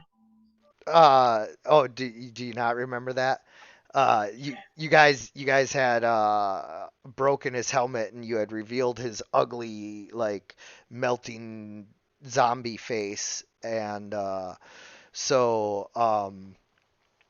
everybody knows him by his helmet, and so, like, they just see a really big head, but they're like, okay, sure, like, that could be Lore. But go ahead and roll intimidation with advantage. Oh no, I'm not trying to intimidate them further. What I'm saying is, it's blights like this that I'm trying to remove from your land. Oh. Go back to your home. Yeah. So, yeah, go ahead and roll that persuade with advantage. I don't think I need to. No, that's good enough. So, yeah, they are like, all right, boys, let's get out of here. And this is the mob with Big John. So, Soggy, you can drop your hypnotizing because they're like, Yeah, dipping. Saki drops the hypnotic pattern as it sort of fades into like this into An ocean spray as the waves start to crash and blend together. An ocean spray spreads out over the air, and everybody can hear the call of gulls and the crashing of the waves one final time as the ocean spray fills their nostrils. And so as Donovan moves back into the cabin, I kind of cast Silent Image again to block the doorway so it can't be seen from the outside. Yep. I'm gonna walk up to these guys. Francis stays outside now, guarding the horses and watching for anybody. So still holding the head of Lore, I'm gonna say, you really think we can't kill General Vasanthus? I have his bodyguard right here. He's next. Listen, hero, take your gold, go and fight the good fight, and like, just leave us to our crippled peasant lives now that our legs have been messed up, and so we're gonna just be peasants who walk with a limp for the rest of our lives, and you're gonna go on to be a great hero who kills General Vasanthus. So please take this gold, and here, why don't you help yourself to the contents of our chest too while you're at it? And I tell him again, that is not what we're here for. Keep the gold. Saki sort of trots over to the peasants and heals and uses cure wounds on one of them because he only has 2 spells. Well, you don't need to take it that far. Hey, these are NPCs. We're not going to waste actual resources on them. I was going to use healing lay on hands. Okay. So you don't use up the spell slot. And a minor amount, a couple of points of healing lay on hand probably do. He gets his spell slots back after a short rest. All right, well, go for it. What? Can I use the healing thing? Yeah. Yeah, in fact, you can use cure wounds on both of them, healing them both, and they have they love you now for helping them, because now they're not gonna be like peasants who are crippled as well. But also they say, listen, we know a place where you can hide away from everybody, and we'll take you there, and then that way you can rest and you don't have to wait around here to see whether the mob returns or whether General Visanthus gets here in time. And I take a look at Donovan, and I say, "Do you think we can trust him?"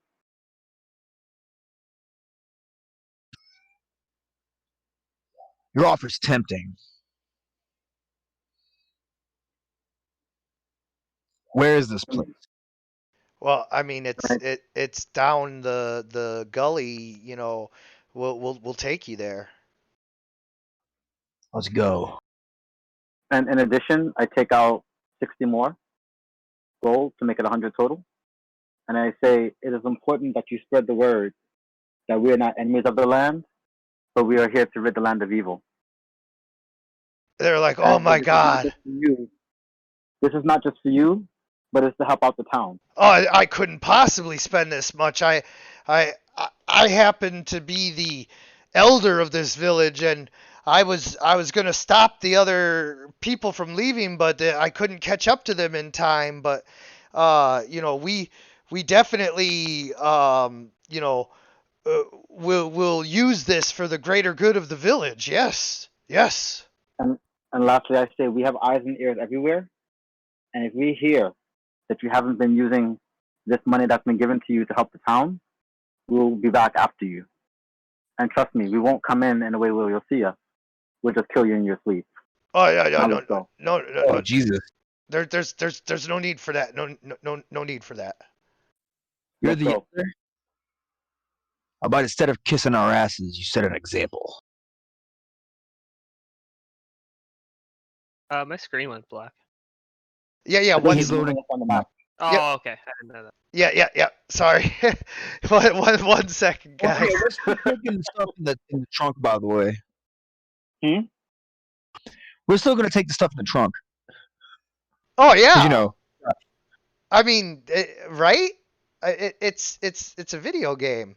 No, so it's an RPG. So This is the loading screen. anyway, yeah, this is the loading screen. And so anyway, as you guys check out the trunk, inside they have several water skins so that you guys can like carry more water.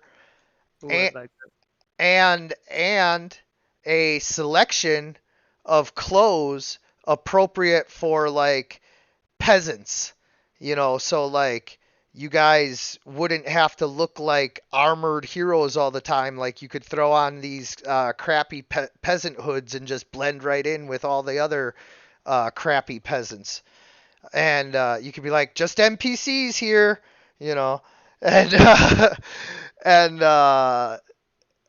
buried at the bottom underneath like some rags and just empty bottles and other things of like little note, you find a blacksmith's hammer along with a old but operable pump for like a small forge. very cool. Very cool.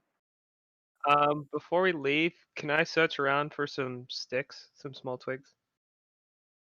Yeah, I mean, there's trees on the outskirts of town, so I mean, there's always going to be, sticks. I mean, of course, most people get out there and gather up as many faggots as they can in order to like, keep the fires burning and all that, but still, you can always find some twigs. Okay, good.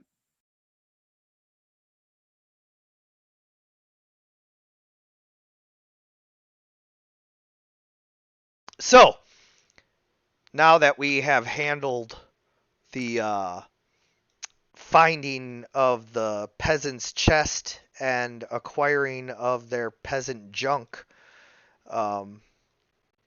you guys are now led to a very old hill with a very old building, and inside the crumbling doorway they say, yeah, right this way. Nobody ever comes here.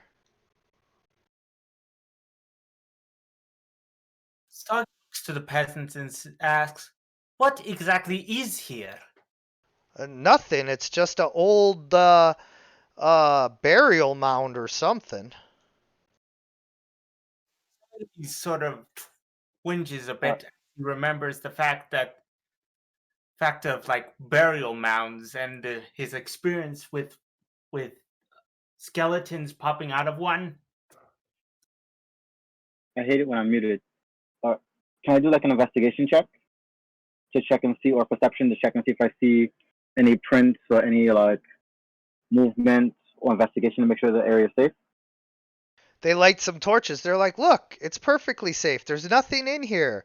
And they start to like do a little Carpathian song. It's like a long, slow, low, like Fever Ray kind of song. You know, like the opening to Vikings. All right. I just want to do a check of the exterior of the place though. Okay. That's what we're actually there. It, I'm not sure if I should do investigation or perception. you can roll perception and investigation. So perception first to see if you see anything just looking around, and then investigation as you look more closely. I don't know if it rolls. Oh,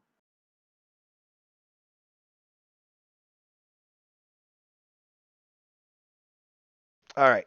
So you look around and you don't see anything, and as you investigate, you find a very, very old stone marker, and on the symbol is the symbol of the Old Caledonian Empire. do I know what that is? Yeah. The Old Caledonian Empire is basically like the ancient Romans to the Britons. You know, they were the people who like came through and conquered and built everything, and then, you know, people came and built stuff on top of the ruins, and they're like, "Oh my God, who built all this stuff? They were amazing." All right. And also, I know we've probably been with them for like an hour or so. Can I do an insight on the two guys, on the peasants? Yeah, absolutely. They were talking to you the whole time, you know, telling you all kinds of stuff about peasant life and growing potatoes and all that. And as far as you can tell, like, he's telling the truth. He's the village elder. He decided to betray you guys because, like, you know, they needed the money. And then you gave him more money than they were going to get. And they were like, "Oh, man, now I feel like a jerk." And, uh, Okay. and he also tells you that his name is um, Arian. Eddie. Okay. So I'm gonna be less. I'm still gonna be cautious, but not in a threatening way. So I'm gonna seem as if I lightened up just a little bit, but I'm still being cautious of the environment and our surroundings. All right, and I follow them as they lead the way. Yeah, and they're like, "Here it is. Here's the whole place. Look." All right, does the place look secure and hidden? Oh yeah, I mean, like this place is, it's got like cobwebs, and you know, it's kind of well, first of all, it's really dark and dusty, and then second of all, it's kind of like buried, so that you have to go under a part of the hill that is like hidden by shadow through a tight opening, and then it just opens up into this crumbled doorway that leads into here. And then I turn to them, the peasants, and I say, "Should we check for traps? When was the last time you were here?" Oh, we How many use divine sense? That's for good and evil, correct? I think. Yeah, in 5e it's divine sense. It's more than just good and evil, but yeah. Do I? yeah, so using divine sense, you can sense that this is no, you know, mere barrow for like anybody. These two tombs here, sarcophagi, are all we see something? My fault. Or are we using theater of the mind? are you guys not seeing this? Can you not? No, black for me. All I see I is black. see it. I can see All right, maybe I should restart. All I see is a black screen. stone coffins. Okay, Is I'm black. gonna go out and come back in real quick. I'm sorry. Go ahead. That's why I was a little confused because I couldn't see anything for at all. I have to exit out. You can go ahead. I'm sorry. No, I need to double check the lightings to make sure that it's right.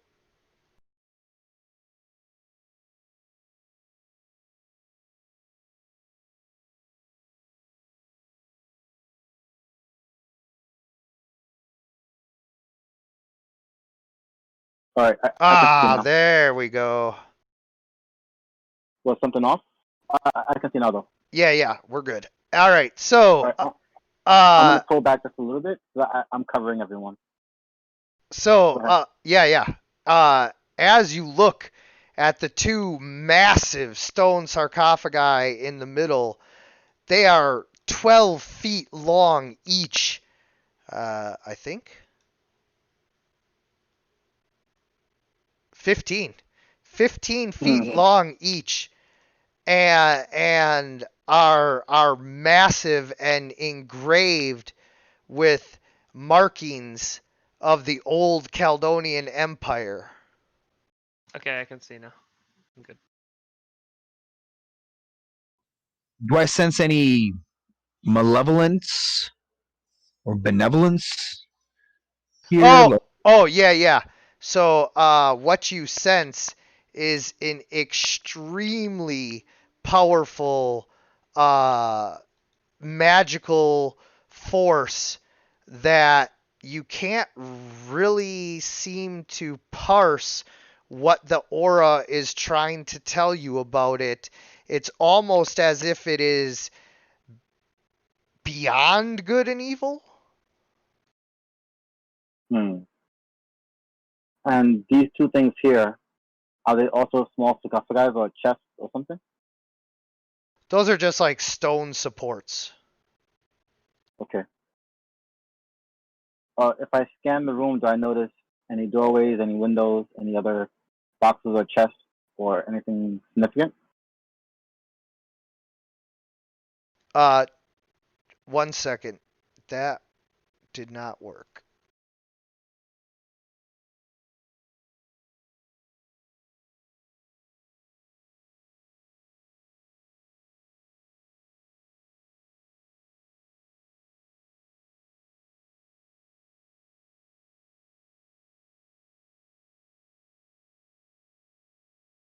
And are any of us good at checking for traps? I don't remember. I don't know if any of you are good at it. All right. What do we roll to check for traps? Because I don't remember what that is. That would be investigation. Investigation. For me, that is 0.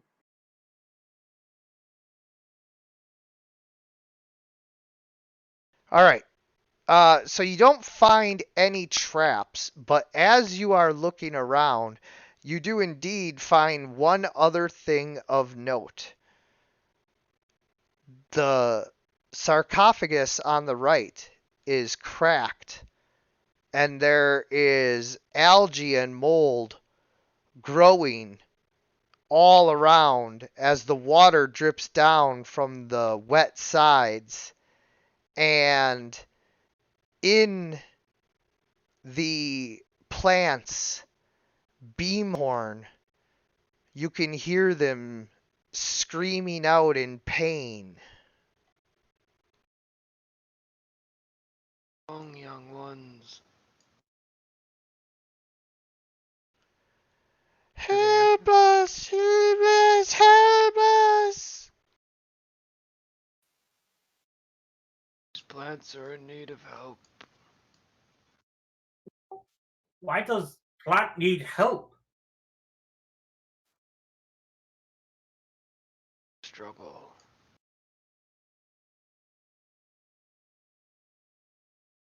No answer?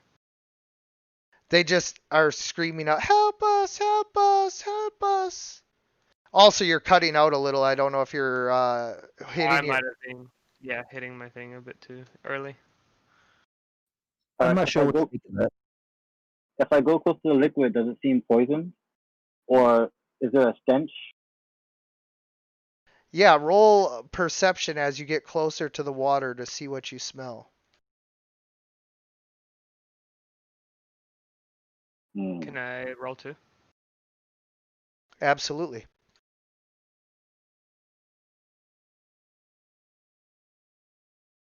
Nice.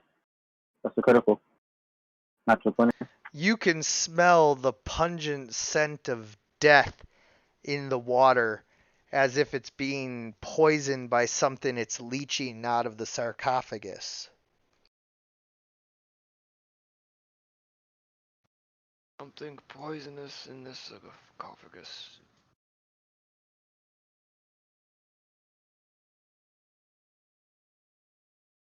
Soggy smells that too.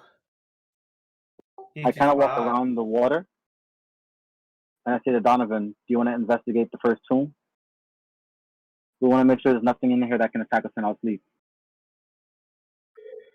Thing is, I'm not really sensing any evil or malevolence. Well, I'm not exactly sure what this force is. I'd rather not disturb someone's rest. But I don't know if I feel comfortable sleeping with that rest either. Should I try to purify the water? Yeah, that. Oh well. Oh, I shouldn't say. I'm That's. asking Donovan. Yeah. You guys are talking to the party. I'm sorry. DM's gonna be quiet again. That's okay. Okay. You're Francis. You're Francis. Why not? It can't hurt, right? Yeah, I'll try that. But I tell him step back a little bit first, because again we must be cautious. Hold on. I just want to take a minute to appreciate just how optimistic Donovan really is for everything that has happened to be able to say can't hurt with a straight face. That is just like out of everything that it has happened to you guys to say can't hurt and mean it. Man, I don't know if Donovan is just an eternal optimist or if he has just truly lost it, but that is that is some straight up optimism there. All right. So I'm gonna go in this corner before he casts a spell, and I'm just gonna ready an action that if anything moves, not if anything moves, but if something tries to be shady from the coffin, then I'm just gonna attack it. And I'm gonna say, if you're ready, go ahead. I got your back. Yeah, I'm gonna cast.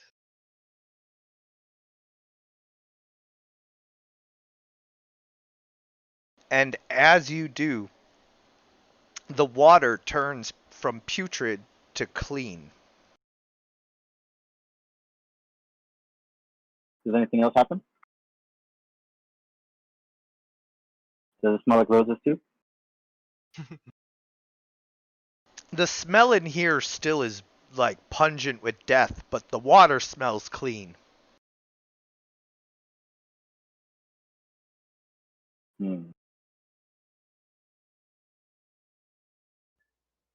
Has my divine sense changed anything at all since he's done? You got a brief glimpse of like fey magic while he cast it, but nothing else. Curious. Our means of detection here is not, at least my capabilities of detection is just simply not going to be enough to get a true idea of what's happening here. However, I sense neither the demonic nor the undead. Well, hopefully, as long as we don't tamper with anything too much and leave everything and touch nothing, we should be fine. It's as if we were never here. So are the plants like still screaming? Because that's like Oh yeah, kind of disturbing. Yeah, it's driving Beamhorn crazy, although some of them, the ones like nearest the water, are like, thank you, thank you, thank you. I guess it's better than drinking corpse water. I'm not touching any of this water. Plants are still pissing me off. So are we gonna spend the night? Yeah. As 1 second. actually going to go into a medical. So, do you know how spell slots work? A little Check bit. that. All right, how spell slots work is like this. You are able to basically, you have based on your stats, determines how many spells you know, but your spell slots are determined by your class level. Why I'm bringing this up is like this. So if you have, so you obviously are knowledgeable of the spell Purify Food and Drink. Mm-hmm. Just because you cast that spell does not mean you lose access to it. You can cast any level 1 spell as many times as you want, depending on how many level 1 spell slots you have. And he Yeah, ritual it cast says I have 4 at level 5. I'm pretty sure. Level 5, Yeah, so right? you should have Six. like so. Oh, Let's 6. so let's say you have 6 spells prepared, Mhm. 6 level 1 spells prepared, and you cast Purify Food and Drink. That's one of the spells that you have prepared, right? You lose 1 spell slot for the day. Yeah. You can cast Purify Water and Drink again. Without You lose losing a spell another. slot? Yes, exactly. Well, no, you use the spell slot, right? But you're not stuck with using whatever like spells you have, like say like for example, so you have Cure Wounds, Mhm. okay? And I let's say I have 2 level 1 spells. All right, I got Shield of Faith and I got Cure Wounds. I can cast Cure Wounds. However, I don't really see a need to use Shield of Faith again, but I could use some healing again. I go ahead and cast Cure Wounds again. Okay. But however, that means that I've used both my level 1 spell slots, and I can no longer cast either Cure Wounds or Shield of Faith. Yeah, You that's the way I understand? thought it worked. So I have Yeah, like cool. 3 cantrips per day, 4 1 spells, 3. I guess 2 in a and way 3. that No, just cantrips. Hold on. Yo. Cantrips you can cast any number of times per day. Oh, okay. Cantrips They're is just okay. how many you know, and Oh, alright. all of them are infinite usage. That's your X button attack that you just can spam. Oh, okay. And then all the rest of them use up a slot of that level. And so if you use up, all of your slots of that level, you can't cast any more slots of that level. As a druid, you get them back after a long rest. Soggy gets his back after a short rest. And, most everybody else requires a long rest. So Does the what I ritual mean, use I up guess I'm saying is, you as a player may not have been aware of this, right? But your character, Beamhorn, he knows that he can continue to cast Purify and Drink for as many times as he can cast level 1 spells. because it's a ritual? Yeah. So I could try to maybe purify what. Is it Oh on yeah, the you can or- cast it Not all of as a ritual, and Oh, then okay. it has an added effect. Alright. But So I mean, like, it's coming the from in plants the are still coffin, right? screaming, and Yeah. so if you want to continue to cast Purify Drinking Water to say purify the rest of the water here, because it seems as if the plants that are here aren't particularly happy with the water that's there.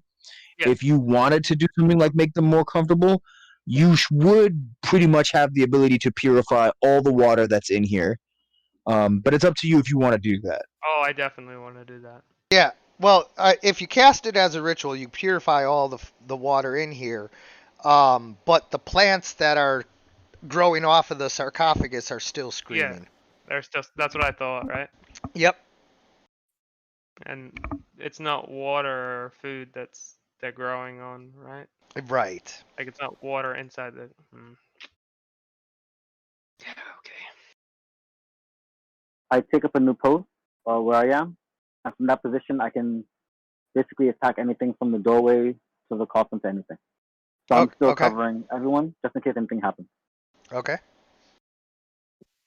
Soggy is going to kind of like sort of sit on to like the puddle known the sort of puddle of the purified water and Yeah. start to meditate. Okay. This will be a time for Soggy to try and communicate with his patron to figure things out. Yeah.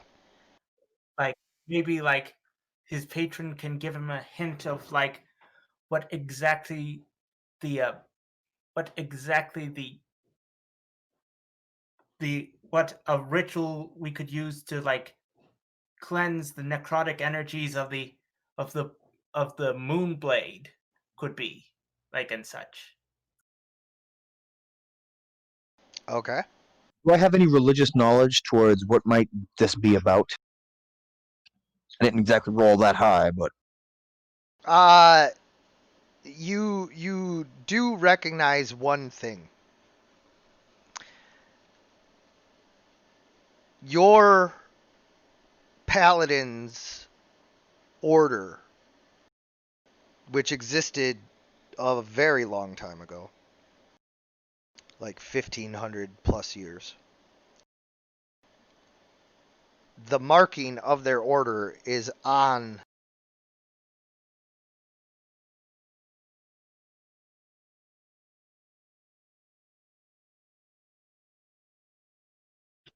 on the sarcophaguses. Okay, so I guess Donovan would say, well, I recognize that symbol. That's a symbol of an ancient paladin order. I think as long as we don't disturb those who are resting here, we should be fine.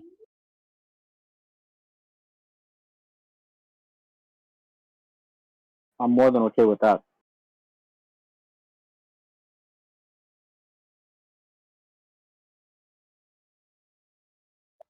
Now, I'm going to be honest with you guys as players. Donovan doesn't know for sure. He's just taking a crack at it. Like, probably nothing would happen. I mean, I just think we should rotate the night and stay alert. Want to sleep in shifts then? Yep. I suppose I'll take the first watch.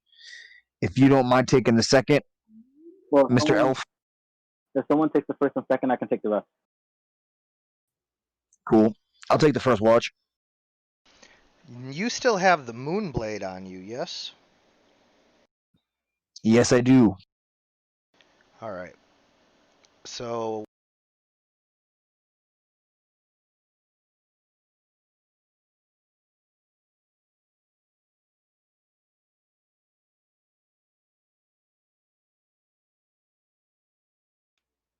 I don't know if you said anything past the word so. so where are you posted? Guess I'll hang out by the door.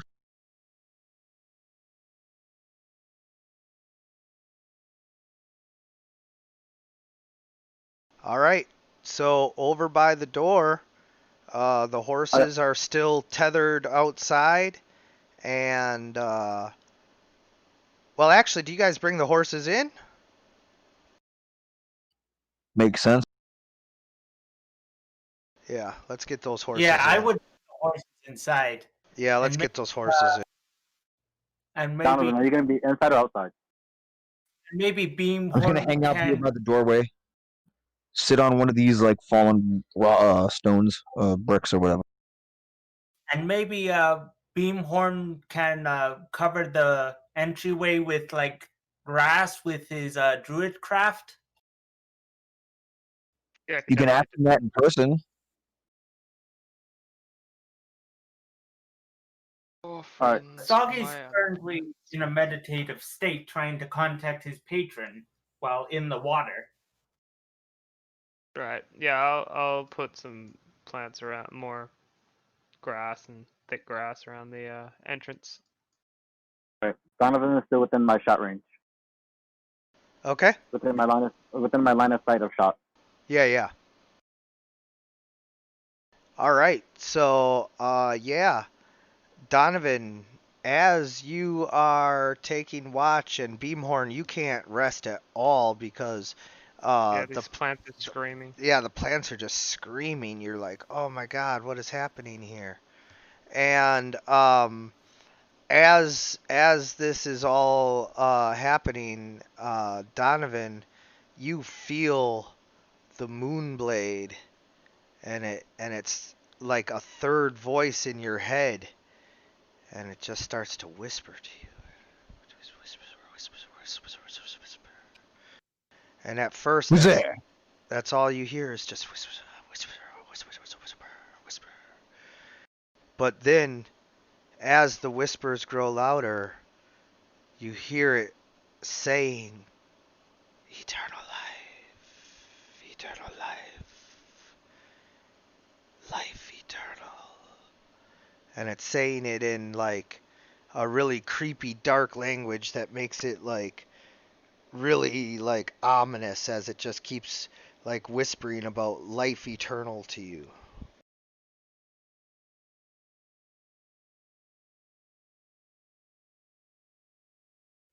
This is creeping me out.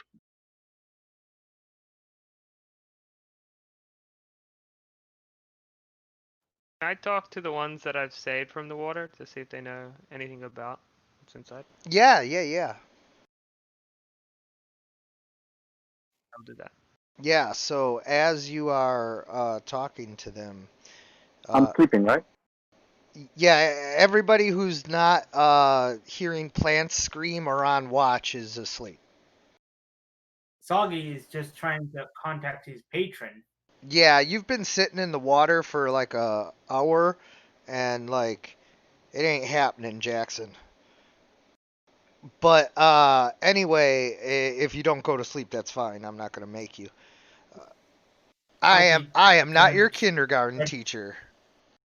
So Soggy just goes to sleep. yeah, that's what I figured was eventually you'd go to sleep, probably still in the water, you know, and so Beamhorn, the plants, you know, at first are just, you know, thank you, and you're like, yeah, okay, you know, shut up with that, I got something else, yeah, and you start to talk to them about what's going on with you know, the other plants, and they at first, you know, most of them don't know because they just know that they were drinking the poison water and they didn't like it.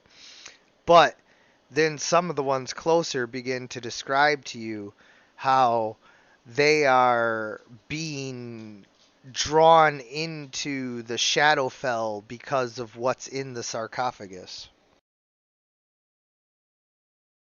Do I know what the Shadowfell are? Yeah, so the Shadowfell, this is the best way that I can explain it to you, okay? You have the prime material plane. That is the world which, like, is basically our world, you know, equivalent, except for, like, magic and stuff, you know. And everything is physical and real and more or less like it is in our world. Then you have the Fey Wild. Now the Fey Wild is basically like our world, but it's like our world if like only magical fairy creatures lived in it and like took care of the earth and everything was like a garden. It's like a paradise version of the prime material plane.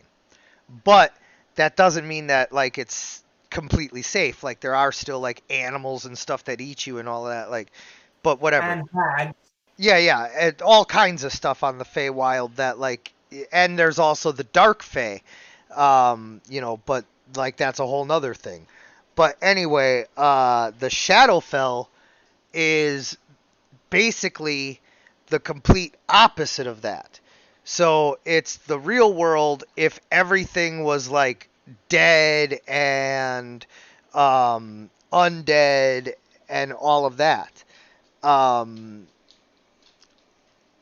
It's also the home of the Raven Queen, who is the goddess of death, and like basically anything alive that goes to the Shadowfell, like it's like um being in the underworld, like the land of the dead.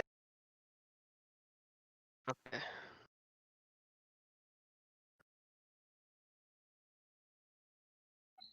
Yeah, neither the living nor the demonic dare traverse the Shadowfell. It is a plane of death and undeath, and it's things get corrupted when they stay there. It's not a place for anything that's not undead.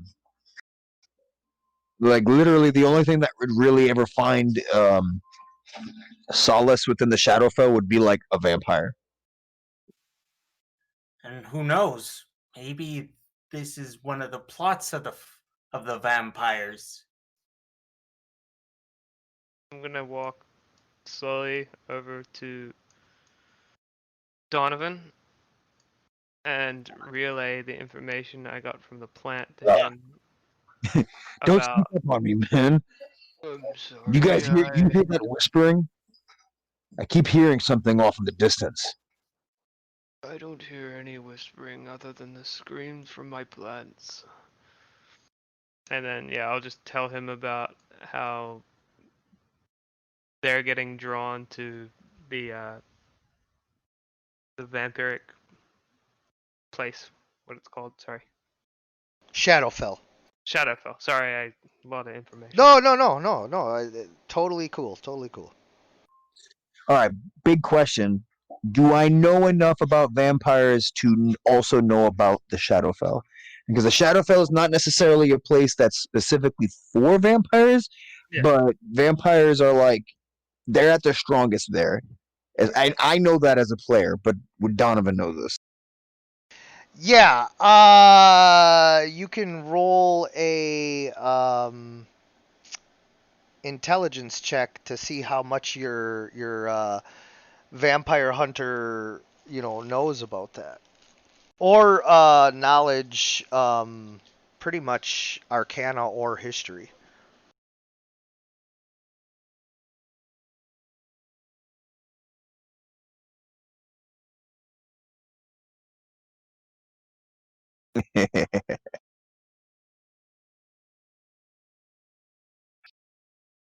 I don't know shit. It's evil. I thought you slayed undead evil things. Undead generally, I suppose, but vampires really would get thorn in my side. What is good and what is evil to you?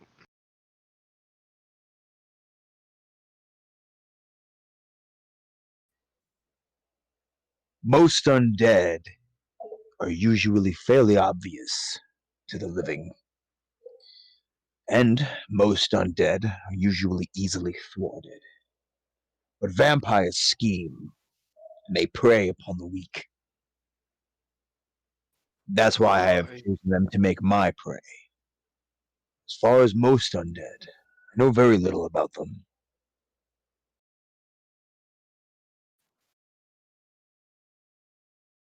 All I know is my plants are in trouble, and there's something. Not righteous, as you would put it, or something like that in there. Yeah, well, I'm not very much on with the righteous and I know very little of the gods. It's Mm. complicated. Let's say that my source of power comes from alternative means. And for you, Beamhorn, the gods are actually like the arch-fae. You don't know anything about like gods, but like your gods walk among you and are these ultra powerful archfey who can just alter the weather and the time of day and the season and everything with like a wave of their hands.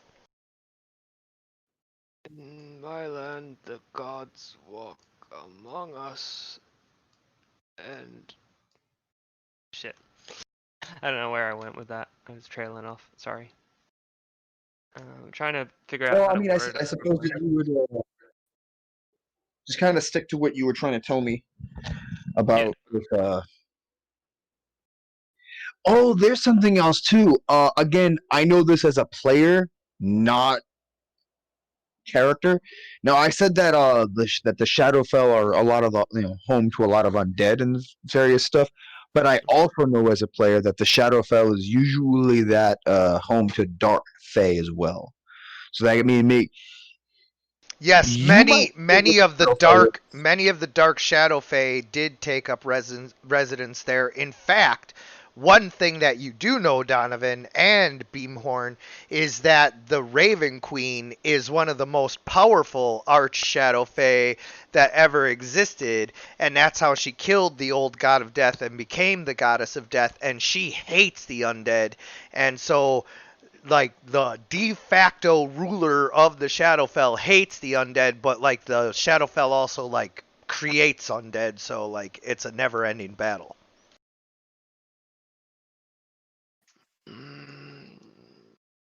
All I know is I can't sleep with my plants in distress, and I know I was sent here for your help.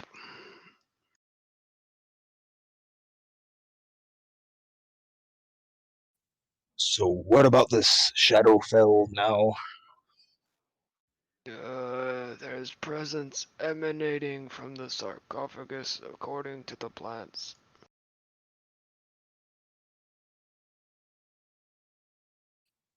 That doesn't sound good. Hmm. Not at all.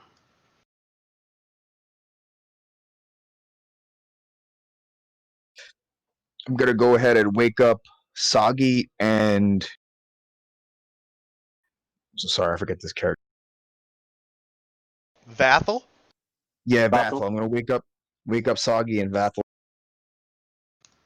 So Yeah, I bet these peasants are like just like, man, this isn't a bad place, but I don't know what these guys are talking about.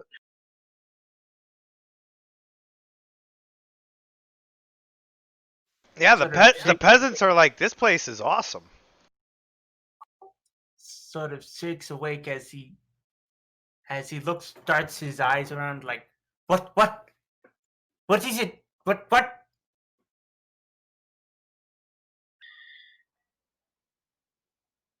Beamhorn and I have some worrying.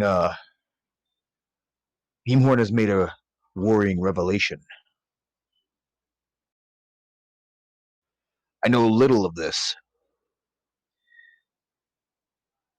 but in my knowledge and study of vampire kind, I've heard brief instances of knowledge. I come across on a few separate instances, I've come across the word Shadowfell. I never knew what it meant. In all of my study, never really extended that far. But apparently, near here, in one of those sarcophagus, Shadowfell energy is coming through. I don't know much about it, but what do you know of the Shadowfell? What role should I make? Knowledge Arcana. What about nature? Ain't nothing natural about the Shadowfell.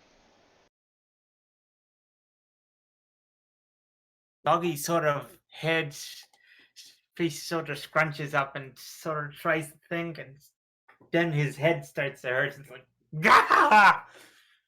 No, it. Maybe Vassal? He seems to know lots. Isn't he a dark elf? Or something similar? Alright. Yeah. I'm gonna go up to the north side. And I'm gonna kick the top off. It's a big stone sarcophagus. I'll help you pull it off. Alright.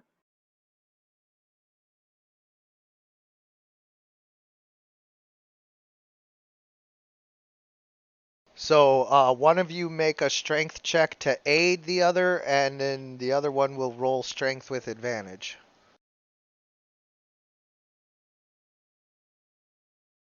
All right, and then Donovan, you roll strength with advantage. Can I ready entangle if something pops out? Yes. Yeah, I'm gonna Soggy do that. ready as an Eldritch Blast. Give me a second. I'm having a little technical difficulty here. No worries. Oh, good.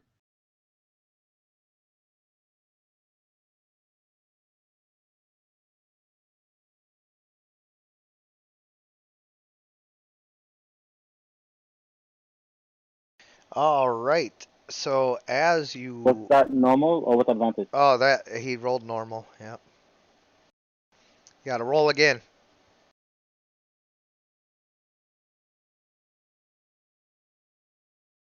All right, that's better. All right. So as Vathel gets the lid slid slightly over, Donovan heaves and it splits in half right down the middle, and both of your sides fall to the ground. Can I jump back? Yeah.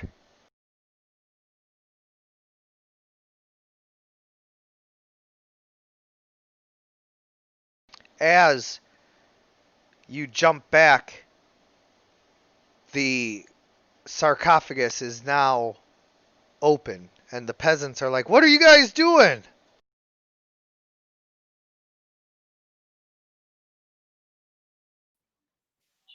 You might want to. Evil is in that sarcophagus. Something from something called the Shadowfell. Soggy tries to say it. Through investigation, there's something odd about the sarcophagus that's poisoning the water here and ruining the earth.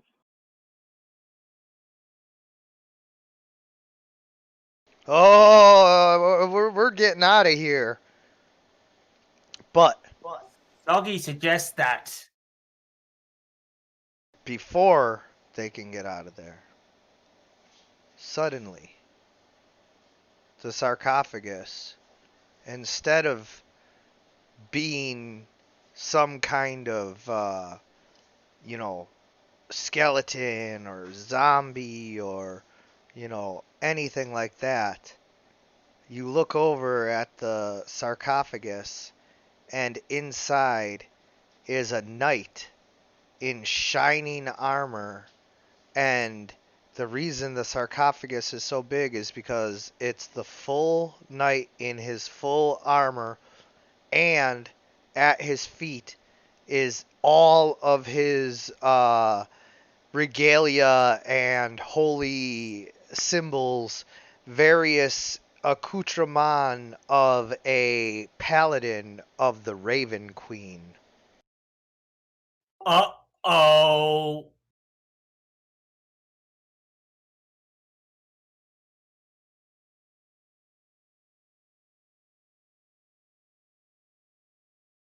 I would know that that's from the Raven Queen, right? Or would Donovan know at least? Oh yeah, both. Yeah. Sense the Raven Queen.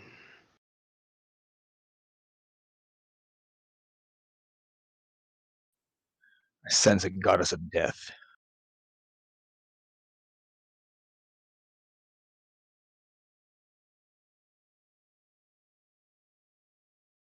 She is also the one who sent me to join this group and help you as well, Donovan. But why is the water tainted? I think we're about to find out.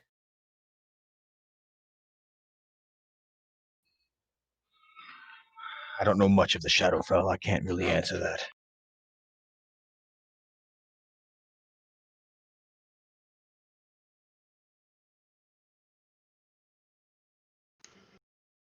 So, DM, Yeah.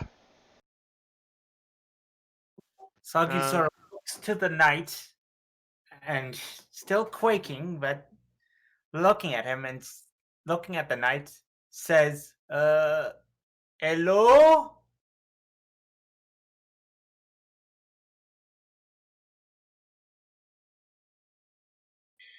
Yeah, is it a dead guy? What were you expecting to find inside a coffin? That Well, I guy. assume Yeah, it's he's a a dead guy. Yeah. well, I I- mean, He it would have raised, been because you did say it was a night. Um, I don't know. Something got in my head that it was like a still juicy corpse. Like it's not like you know what I mean. Like it's a non decomposed corpse or something. Like I don't know why I got that into my head, but The because that would dungeon have been real off putting. the dungeon master is not responsible for any thoughts that are in your head that he did not put there. he Well, sort of walks over to the knight and looks to Vassal. Vassal, isn't the Raven Queen not sort of isn't your Patreon? He's trying to get Vassal to come over and look at this.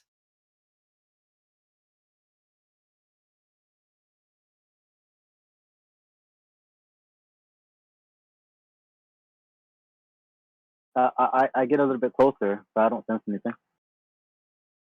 Yeah, I mean it's a dedicated paladin to the Raven Queen.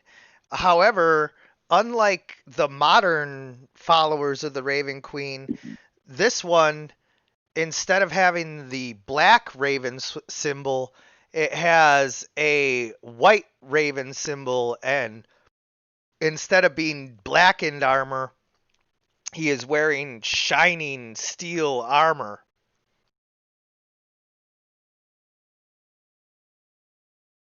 You said he had like other things on him. What were the other things again? Yeah. So at his feet is an entire footlocker chest filled with all kinds of religious symbols of the Raven Queen and writings. There's a whole like prayer book from the Raven Queen, and also there just so happens to be a like how do I describe this? It is a hand crossbow, but instead of firing bolts, what it shoots is like a small glass ball. So it's kind of like a slingshot of sorts. And all of these balls contain holy water within them. It's like a little vial of holy water, and this hand crossbow can launch them like 120 feet. Are there holy water shots there? Holy water thing. Yeah. There's a whole like case filled with these glass balls. you know what? I'm gonna go ahead and cast Divine Sense. Well, I guess not cast, but I'm gonna use Divine Sense again. Yeah. All right, Um, now that the seal on the sarcophagus has been completely broken, you're getting a much clearer reading. This is a neutral good deity that back when she was um you know just Raven, she was known as the White Raven, a great champion against the undead, and these were her loyal followers.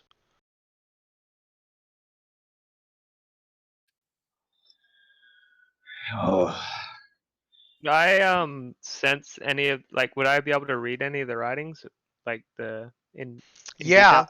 yeah, like some of the ancient elven script and all of that can be recognized uh, in some of these writings because she, is a powerful archfey, as I said.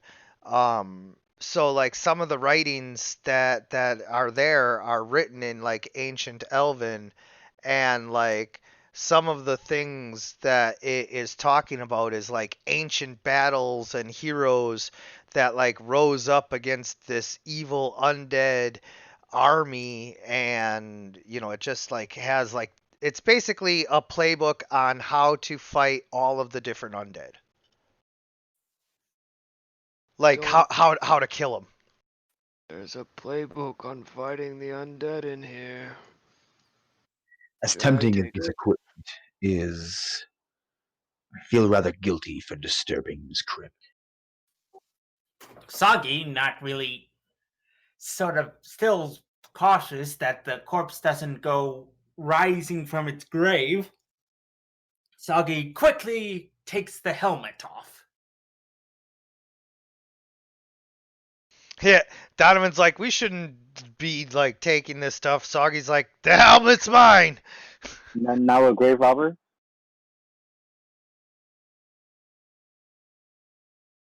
Yeah, I mean, are you taking it? No, Soggy. What does Soggy find underneath the helmet? A skull. Soggy looks to Donovan and says, "This could be excellent work to fight against the vampires."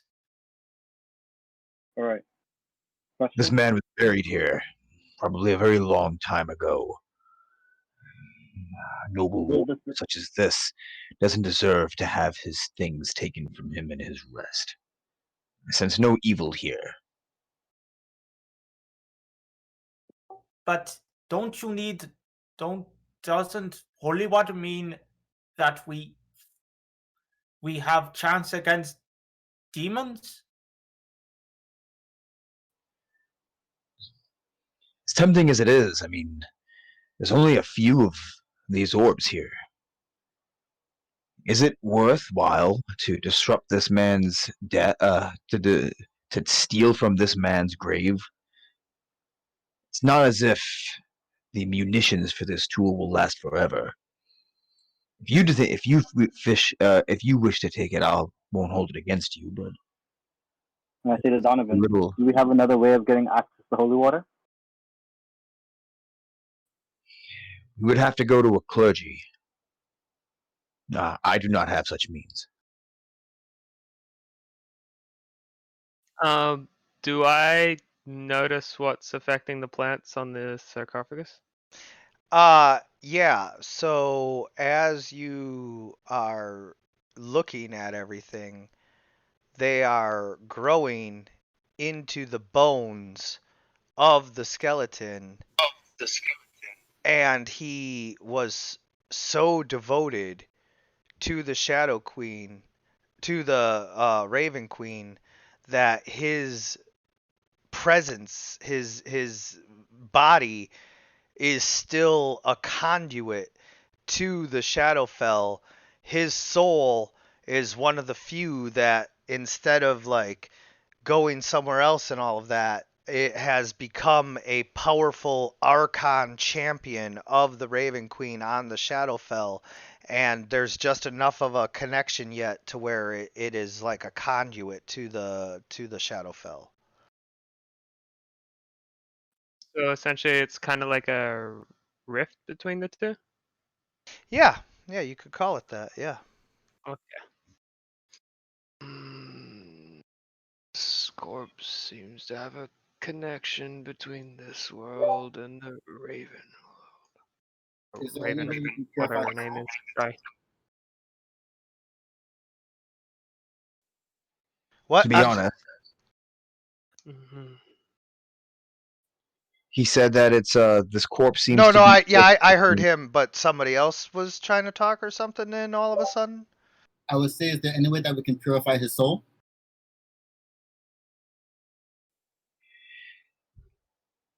Well, I mean, what it seems to be is that this is how he would want to be. I mean, if he's a paladin to the Raven Queen, his body still emanating her energy would be an honor. The only thing that would suck is this. I mean, on one hand, there would probably be a lot of uses for a vampire, to use here. But on the other hand, if a vampire was around and this man was alive, he'd want to kill it. To that end, the vampires have been here for a long time. I'm not saying that they definitely found this place, but I'm sure that something emanating Shadowfell energy would probably be something they're aware of. So I don't really know what to make of this. I mean, it's up to you guys if you want to loot his corpse, but Donovan's not gonna, he's not gonna hold you back if you want to, but he's not gonna participate in it. Okay. Come on, all the cool kids are doing it. Soggy's going to try and take all the holy water stuff and the book because he knows about like the whole like fighting against the undead. Donovan.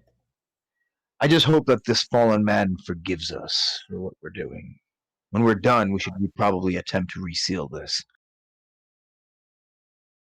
All right. And I guess I'll work with Donovan to pick the cover back up. Has Saki taken all the bolts?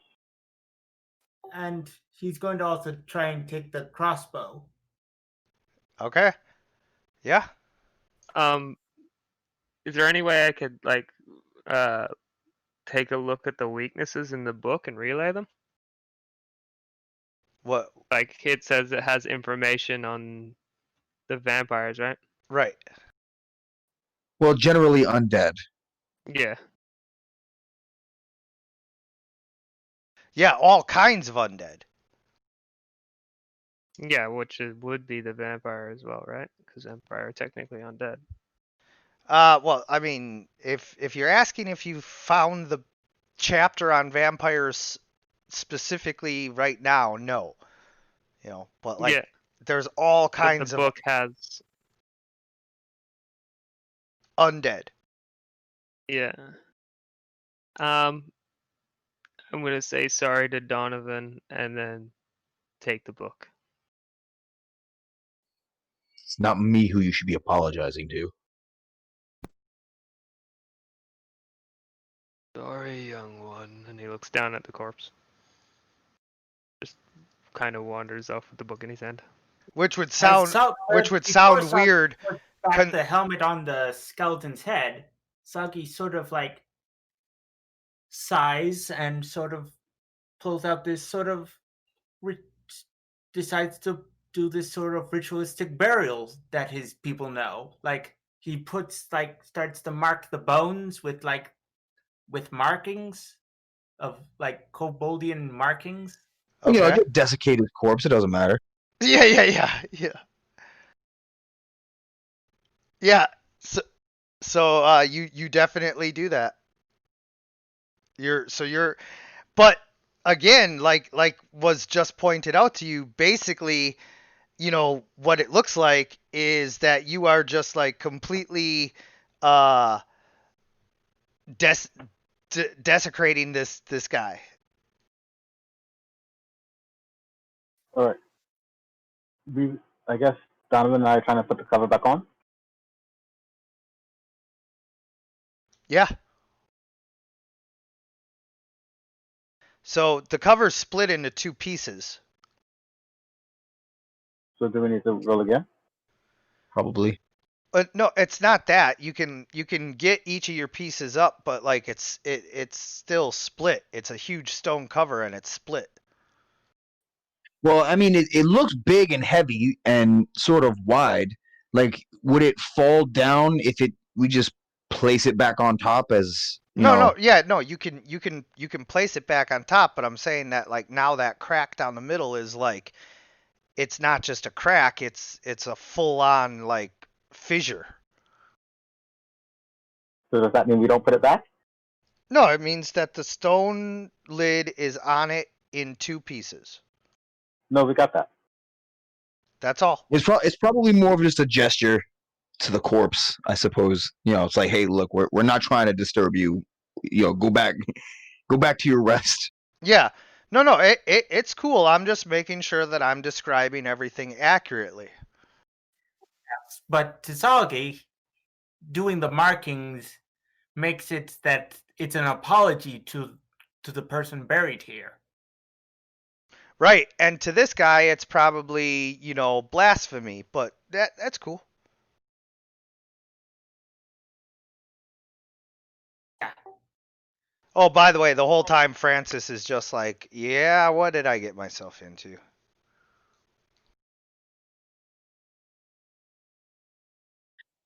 Sorry, Francis. I know as macabre as this may appear, we sensed, as you've heard from us, Shadowfell. As we are mainly in dealing with vampires, Shadowfell and vampirism have certain relationship. It is just we felt it was wise to make sure that this was not something that could have been used, manipulated by our enemies. Oh, yeah, no, hey, man, it's cool. It is cool. And, then, as you guys are, you know, just wrapping everything up, is when you hear outside voices. You haven't quite yet made out who they are or what they want, but we'll find out next time on Heroes Wanted. Thank you guys for playing, and as always, everyone, good Gaming. gaming.